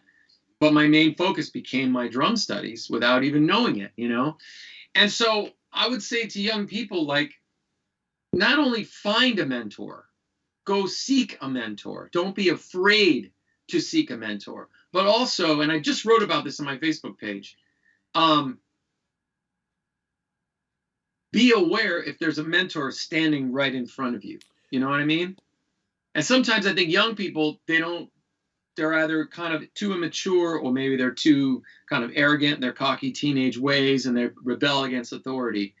But that was I left after that experience, maybe even took a few years, but I was like, this guy changed my life. This guy set me on a path. This guy showed me how high the bar could be. You know what I mean? And he's also, one of the things he instilled in me that that is both a plus and a minus, because is basically that no matter how much you work on drumming, you're never going to get there. And that's a mind-blowing concept, to make your life pursuit something that you're never really going to achieve, And as much as I do achieve, it's a sobering, the classic statement, the more you know about something, the more you realize you don't know anything. I guess we could say regarding the history thing too. It's like the more you know about history, the more you realize that there are no rules about history. That it isn't a neat puzzle, neat and tidy puzzle. So anyway, I mean, I just mentorship, submitting ourselves, humbling ourselves, opening ourselves, is the most incredible experience. And that's really what made me accept the fact that this is who I am, that it's okay to be who I am, and I'm just going to dive in head first and go for it. Great stuff. Yeah, he was on the show twice. He really had a good connection with him. We recently had the great Dave DeCenso on a couple of times, and he was good friends with Bob, and he always talks highly. Him and Rod Morgenstein. Great stuff. Guys, we are with the great... The Boston scene. Yeah, the Boston scene, man. Great Daniel Glass. Who is, in life and drums, who is Daniel Glass competing with, if anybody? Everybody? Nobody? I have no idea, man. We're competing against ourselves, of course. And it is a weird thing, because it's interesting you use the word competing, right? Because I think in general, drummers are a unique breed because there is a fraternal, kinship, a brotherhood, sisterhood, whatever, drummerhood. Okay. And support. And I think it's because by nature, we as drummers always have to play a supporting role to others. We have the issue of gear to schlep, and our instrument is very physical. And I think a lot of other instrumentalists don't really necessarily understand that, or they don't have that same kind of kinship with their fellow instrumentalists. So I think drummers, more than anybody, we are great at creating community. Case in point, your wonderful show and all the Facebook groups. You don't find lead singer Facebook groups, or lead guitar player. Not so many. You find a lot of drummer groups, and a lot of drummers are into, you don't have the equivalent of the PAS necessarily with other instrumentalists, where 6,000 bass players get together. Just that doesn't happen. So drummers are great at creating community, and I'm honored and blessed and grateful to be a part of the community, however I fit into it. At the same time, we are all, I think a lot of times, especially here in America, America is about competition, right? America is about being the best and about elbowing everybody else out of the way and getting to the top of the hill, And so, and I think that's one of the things that makes the country great to a large degree, is that people are striving, and you got to strive and you can succeed and all that stuff. I back it 1,000%.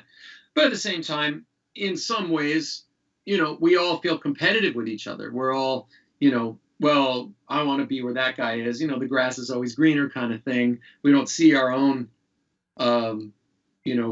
amazing life. We see everybody else's amazing life, and I don't think this is just for musicians or anything, but I do think there is a certain kind of you can feel competitive, but I think mostly we're in competition with ourselves. I am, for sure. I mean, I am harder on myself than any other outside person is ever going to be.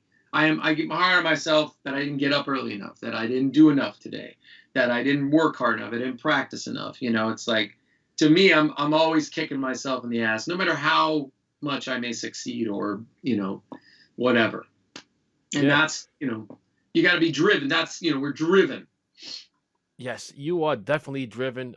Your work ethic is just tremendous, and you're always inventing yourself and getting out there. But tell me why the artist, this guy going on tour, this young lady now you're working with at Birdland, why do they choose you? Why does someone choose you when you think about it? Well, it's true, and I do talk to my students a lot about this. The word I use is employability. And by employability, it doesn't mean necessarily that it's all about money. The way I define employability is that, what are you bringing to the table that make people want to work with you? So certainly there's the drumming side, and then there's the personal side, the personality side. And those are two separate sets of chops, as it were, that have to be developed. Because you could be the greatest player in the world, but if you, not easy to get along with, you show up late, you don't know how to roll with the punches, you don't know how to work with an artist who is the leader of the band, which means learning how to sublimate your own ego and work toward a greater good, right? We were talking about that. Drummers, good drummers are by nature, we have to be supportive. That's what we do. And then flip side, when I have my own band or I'm running my own show, you got to know how to lead, and you got to know how to make the decisions and treat your musicians well and properly so that they're excited to be working with you. So that's that side. Of course, on the performance side, what I always, say is I'm living proof that learning a lot of different styles and understanding them at a deeper level will make you employable, So, I mean, I work over 200 gigs a year, and I have every single year other than the pandemic years since probably 2016, 17. I moved to New York in 2010, 11. I kind of started over again as a freelancer. But I'm cooking pretty hard right now, and I love that. That's one of the things I love about New York, that there is a lot of places to play. A lot of people come through New York. They need musicians when they're here. And, one of the things I look at as my regular regimen of working out is my Monday night gig at Birdland, because it's called Jim Crusoe's Cast Party. It's essentially an open mic night, but it's like the most high level. Sorry, I'm just turning on the AC. it's like the most high-level open mic night, you'll ever see, and I'm still waiting for you to come join us one of these Mondays. You got to bring your wife, get a hotel in Times Square. I work every stay out late, have a couple drinks. I'll treat you right. I'll take care of you. Okay. In fact, Matt Starr? He's on my show in 2 weeks. He's coming down. He's coming down next Monday to Birdland because he just moved back up to Connecticut. Nice. He's with Ace Frehley now, right? Yeah. Yeah. And he's just the coolest guy. Yeah, He's cool also guy. in the history and evolution, like just a Yeah, sweetheart yeah. and an amazing drummer, of course, like Yeah. great. So what I guess what I'm trying to say is Monday nights at Birdland, it's a 3-hour show. I maybe get 1 or 2 songs off the stage, but often I get nothing. So I'm up there for 3 hours without a break. Every song, I have no idea what's coming. It's a new song. It's a new performer who's sitting in. I'm in the house trio. We back up everybody. And it could be everything from in-your-face, super up-tempo bebop to country tunes. We have amazing Nashville songwriters that come up to like the most cutting-edge 21st century musicals like Jason Robert Brown and John Bucchino, who write in all kinds of crazy odd time signatures. And a lot of times I don't get a chart. I have to just telegraph off the band leader or the singer. We have jugglers. We've had puppet people. We've had, hula hoop gal. We've had magicians. We've had, I've played Don't Stop Believin'. I've played Elton John tunes. I've played every kind of thing you can imagine on a Monday night. And I do it with a little jazz kit, 18, 12, 14, and 2 ride cymbals. And that's all I set up. And what I try to do is every song, hit the reset button, and when we start playing, make it seem like that's the only style I play, whatever the style is, and figure out a way to make it work on that little kit so it has the right vibe. You know what I mean? Right. So there's no way I can play big, heavy Steve Smith grooves if I play Don't Stop Believin'. So I'm going to maybe do something with brushes that allows me to hit hard so I get the rock feel and energy, but it isn't loud. You know what I'm saying? Right. So you wouldn't play Don't Stop Believing like he does open-handed. You would do it something else. I did it once and it didn't work. So after that, I'm like, I got to come up with different ways to handle things, That's fine. Yeah. But it's the greatest training, not only the physical, because you're sitting for 3 hours and you got to stay focused, and it's Birdland. So you never know who's out in the audience. You never know. I've gotten incredible gigs out of being there. A guy from Israel came up to me and wanted me to be the special guest in his big band, so they flew me to Israel. Yeah. I was there for 2 weeks. I flew my wife out, and we did a week of traveling after the week I was there with the big band. That kind of stuff happens all the time. I've worked with some of the most famous Broadway stars as a result of that, and worked with a singer named Marilyn Maye for the last 11 years because of that gig. So that gig it's not your grandmother's open mic. It's not something to be taken lightly. You cannot phone it in. Because, again, the guys in the band are going to be the first ones to give me crap if I'm not right there, Yeah, yeah. So, and we look at it as almost like a personal challenge. I work with one of the Real Housewives, with a gig that started in 2018. I thought it was going to last 2 weeks. It's gone on for 5 years, and she's bigger than ever. We play big rooms, and we fly all over. We were just in Canada, Montreal, Toronto, Vancouver, Seattle, and San Francisco. It's a great gig. And on that gig, we're playing the tracks. So we're playing rock tunes. And I get to work with tracks and a click track, which as a jazzer, you don't get to do very often. I get to get the big kit on my rider, 22, 13, 2 floors. I get to hit hard. I use 5B sticks. Nice. And it's great training for me to work to really get into that, into my rock grooves. So that's the thing about employability. You want it to be like when you get up, whatever you're playing, the audience should think that's the only thing you do because you're so good at it. You must spend all your time doing that, And that Monday night gig at Birdland that's been my great training ground for that. So to me, employability there's so many elements to it. Yeah. But purely as a musician, you got to have the personal side and the musical side, and you got to be able to do a lot of different stuff. Yep. Great word, employability. Get out there and just convey yourself. We spend And one more thing, in Go ahead. today's world, there's a lot of folks that make themselves employable by creating their own home studio and making videos at home. So that's, I'm not saying this is just about gigs. It's working with the world, working with technology, and what can you get into, bringing your particular skill set. There's a niche for everybody, Yeah.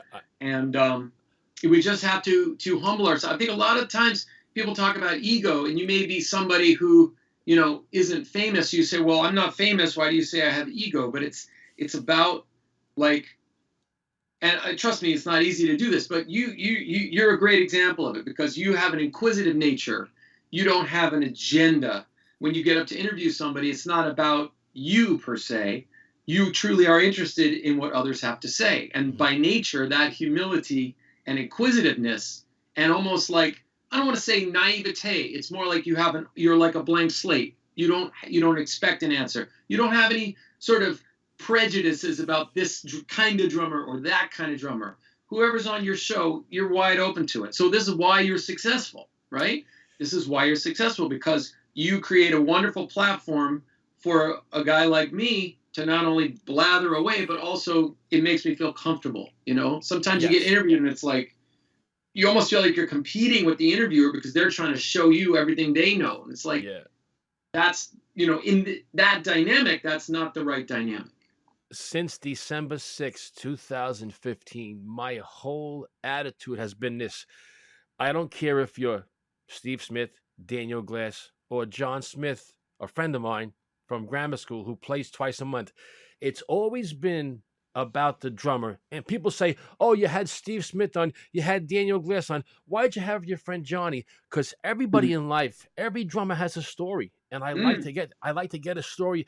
It doesn't matter, because we all can talk and create some kind of, visual conceptual value story. Absolutely, brother. So in any case, what I'm saying is there have been a million radio shows. There's been a million drum interviews. If you just sat around and said, well, there's no way I could do that. So-and-so does it better and it's already been done.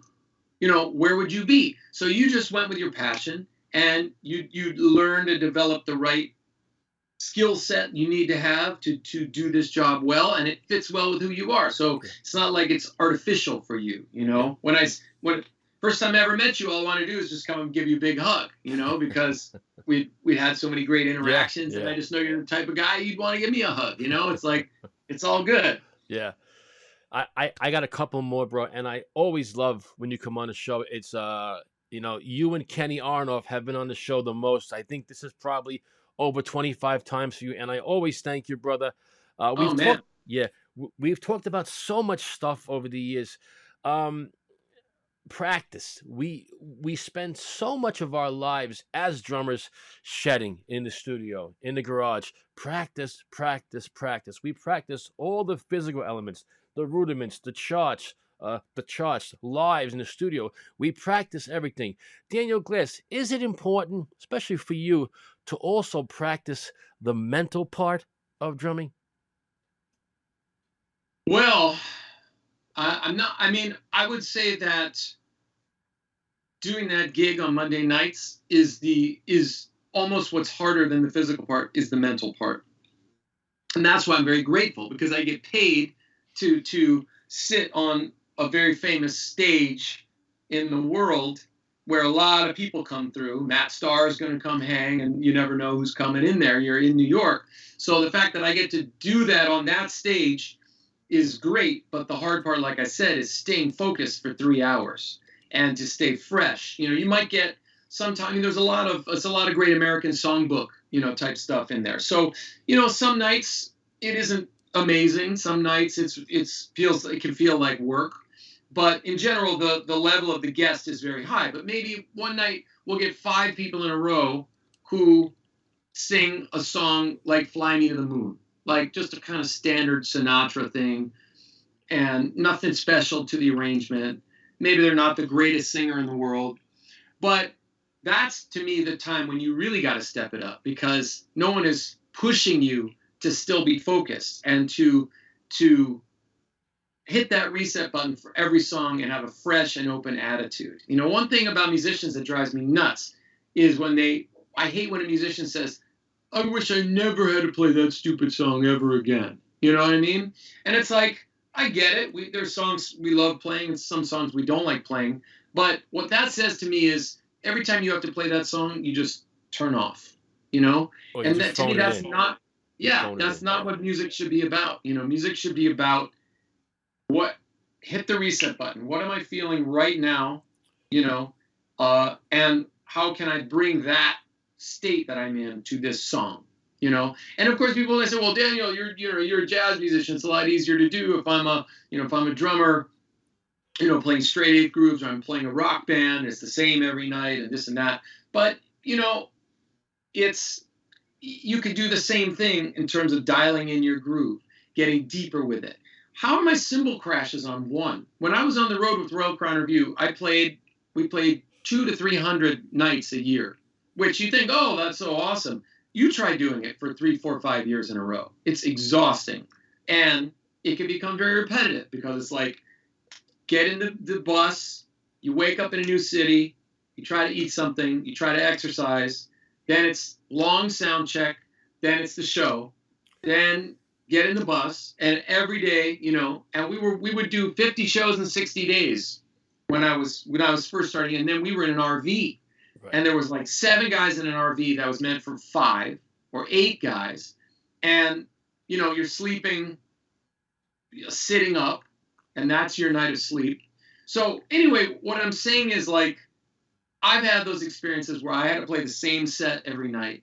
And I would do things like, all right, tonight I'm going to work on all my crashes on one, because I hated my crashes on one for years. I hated it. I never felt like I was right on one. I never felt like the bass drum and the crash were together, you know. And I was playing shuffles a lot of times, so that's even harder, because you got to do da da da da da da da. You know what I mean? You have to catch the swung eighth. So I turned that into a thing, you know. So what I'm saying is, like, you should never ever phone anything in. You should always at least try. Sometimes you don't get there. Some nights you sucks. You're tired. You know. At which point you say, great. Out of all the gigs I've ever done, that was one of them, right? Like, if I have a terrible night, that's how I try to console myself, because it's like, okay, there's going to be a next one, so let's just forget that, because you can get hung up on that, you know, as well. But I think I'm not even sure now what our original point was, but. Just in terms of about mental practice. Mental, you gotta stay in the moment. You gotta stay fresh. You gotta remind yourself. You know. By the way, that's one of the reasons why I have never really gotten into the Broadway thing, or never pursued that, because the guys I've seen, I've sat in on a lot of Broadway pits and hung out with a lot of great Broadway drummers. And when I first moved to New York, I was kind of pursuing that as a possible source of income. The idea of doing exactly the same thing every single time, 8 times a week, I had no interest in that. Like, for me, that's exactly the opposite of what I want to do with music. Yes, why is that? Because I have all the greats on the show. A great one comes to mind, Andres Ferrero.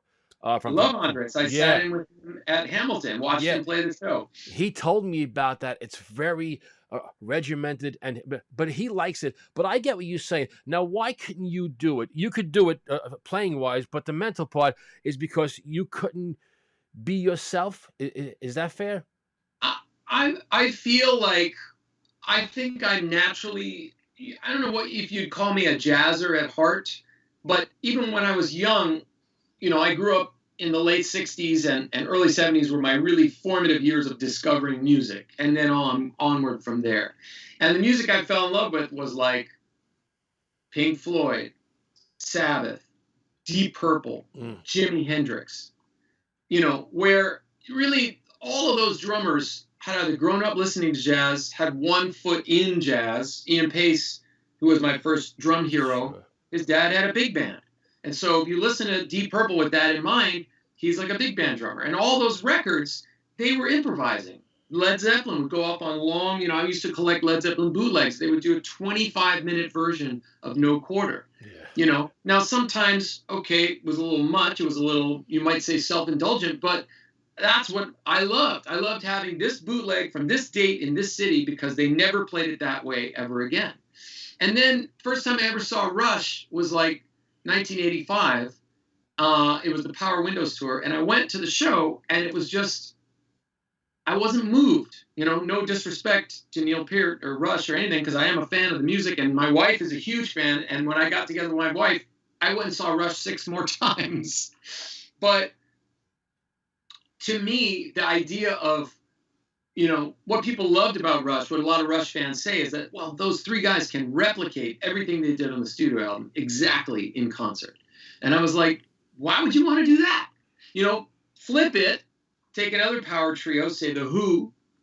Yeah. You didn't know what was going to happen. Keith Moon, he was on the edge, Another great power trio, The Police, specifically for when they reunited in 2008. And I had a lot of Police bootlegs from 78, 79 when they were just getting together. They would go off on jams. They were into dub reggae. How about Cream? Cream, too. Cream. I mean, all of those groups. And by the way, we do a version of I Feel Free, the 1966 Cream song. My jazz trio does that. And there's a video of it. I don't know if you saw it. I'll send it to you. Okay. From our CD release. It's a kick-ass version of that tune. Nice. But to me, I always felt like, why should I have to play something the same way every night? Like, that just doesn't make sense to me. Like, to my personal, like I was in orchestra in school. I didn't last long because I didn't, to sit there and wait and then go, doop. And if you didn't go doop the right way, you had to practice doop, Why would I want to do that? I want to rock. I want to swing. I want to improvise. Like, yeah. So with my own trio, the way I look at it, the way I treat it, and part of the reason why we kind of came together and now we're a unit is because when we get together, it's like 3 kids in the sandbox, right? When you're a little kid, you go to the sandbox, to the park, and you just meet whoever's in there, and you just play your ass off with them for like 2 hours, and you don't care what is going to happen, what has happened. You don't know what's going to happen. Shit just happens, right? And that's how I like to do it with these guys, is just because, as a sideman, I have to play everybody else's music. So this is my music, my arrangements, or their originals. But within the context of whatever we play, we're going to really go for it and just see what happens and try to go to different places all the time. And that is thrilling to me. Yeah. Other people probably go, you're nuts. I want to play it the same way every night. So fine.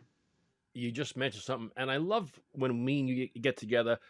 In the past, I've had questions, but when you come on lately, we just go for it, and it's magical because I didn't know where I wanted to go today, and we went for something, and we had a lot of different avenues. I got one more, brother, and I thank you so much.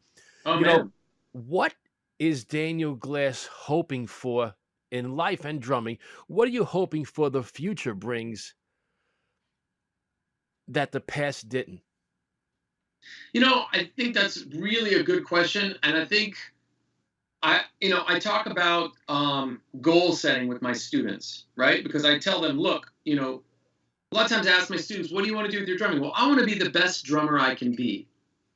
And I say, that's not cutting it. You need to have a goal. If you have that passion, you need to channel that passion toward an end goal to work towards something so you can really see progress or develop, and whatever the goal is, doesn't have to be make a living or be a rock star or whatever. It can just be, have my own band, run my own band, or work more, or play with better musicians, or whatever.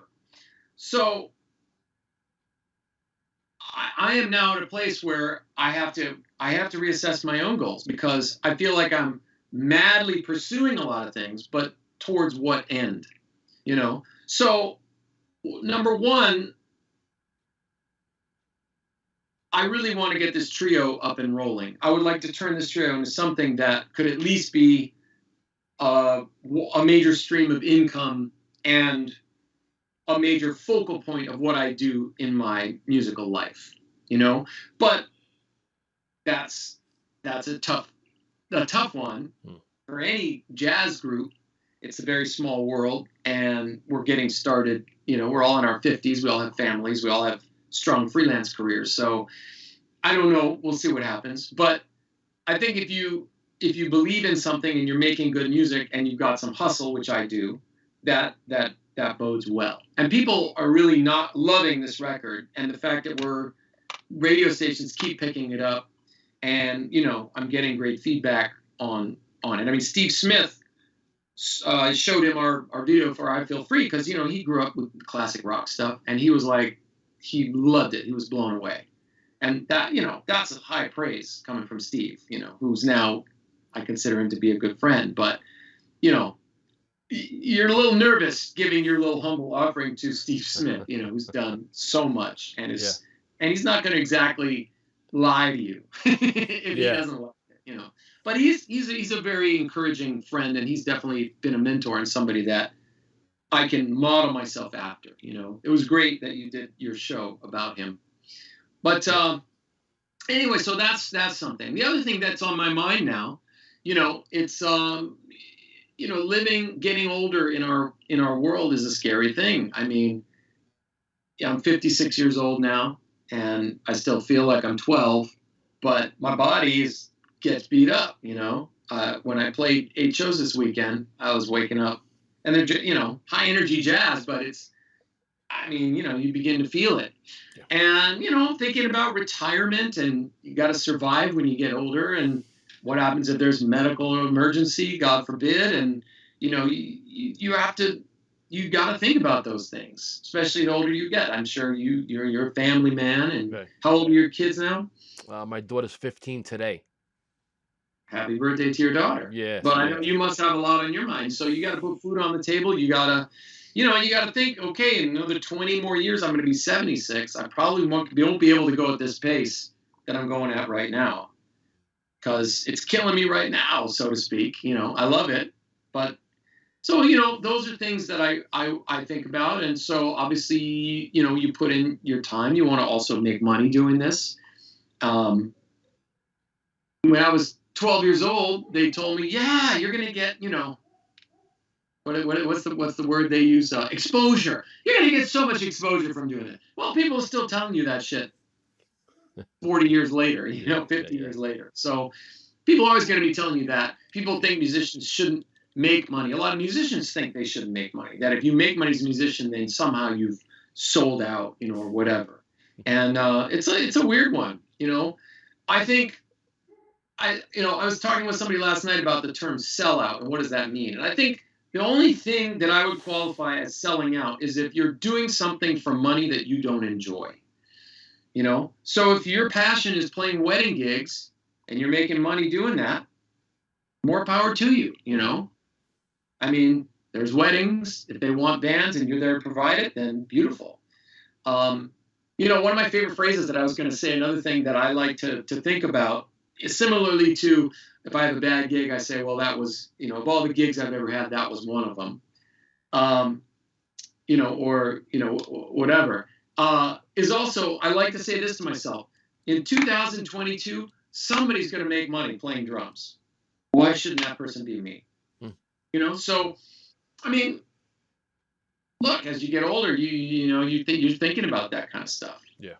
How am I going to be able to retire or slow down when I get older? How am I going to be able to cover all that? Especially because I've been a freelancer for 31 years. Like, there is no, if I don't build a retirement for myself, nobody's going to, you know? So anyway, I would say that's, you know, those are a couple of goals. Yeah. I would like to always do better and better gigs as a sideman, to be employed by better and better artists, you know, artists with bigger names. You know, I'd like to obviously, as a sideman, be well compensated and all that. But I play jazz and cabaret music mostly, and swing music. So again, it's like, that's not music that is normally being played in arenas per se. Mm-hmm. Yeah.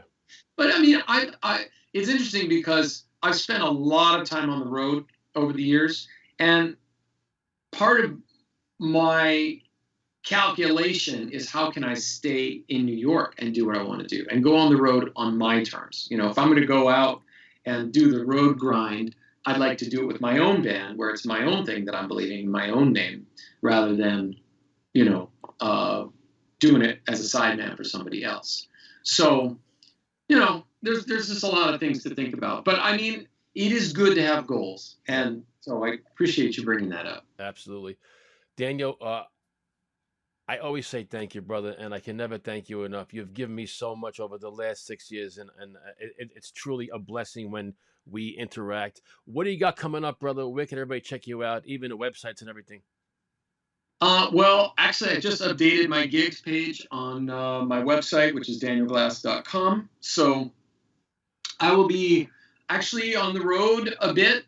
Going to be up in Provincetown, Mass, where I go every summer with Marilyn May, who's now 94 years old. She's kind of like one of the cabaret legends of cabaret, so I get to work with her fairly regularly, and we always go take 2 weeks, so it's kind of a nice working holiday. We stay right on the beach, and Provincetown, for people who don't know, is like a beautiful seaside vacation mecca, artist colony, amazing restaurants. And we stay right in this incredible bed and breakfast right in the heart of it. So that's a beautiful thing.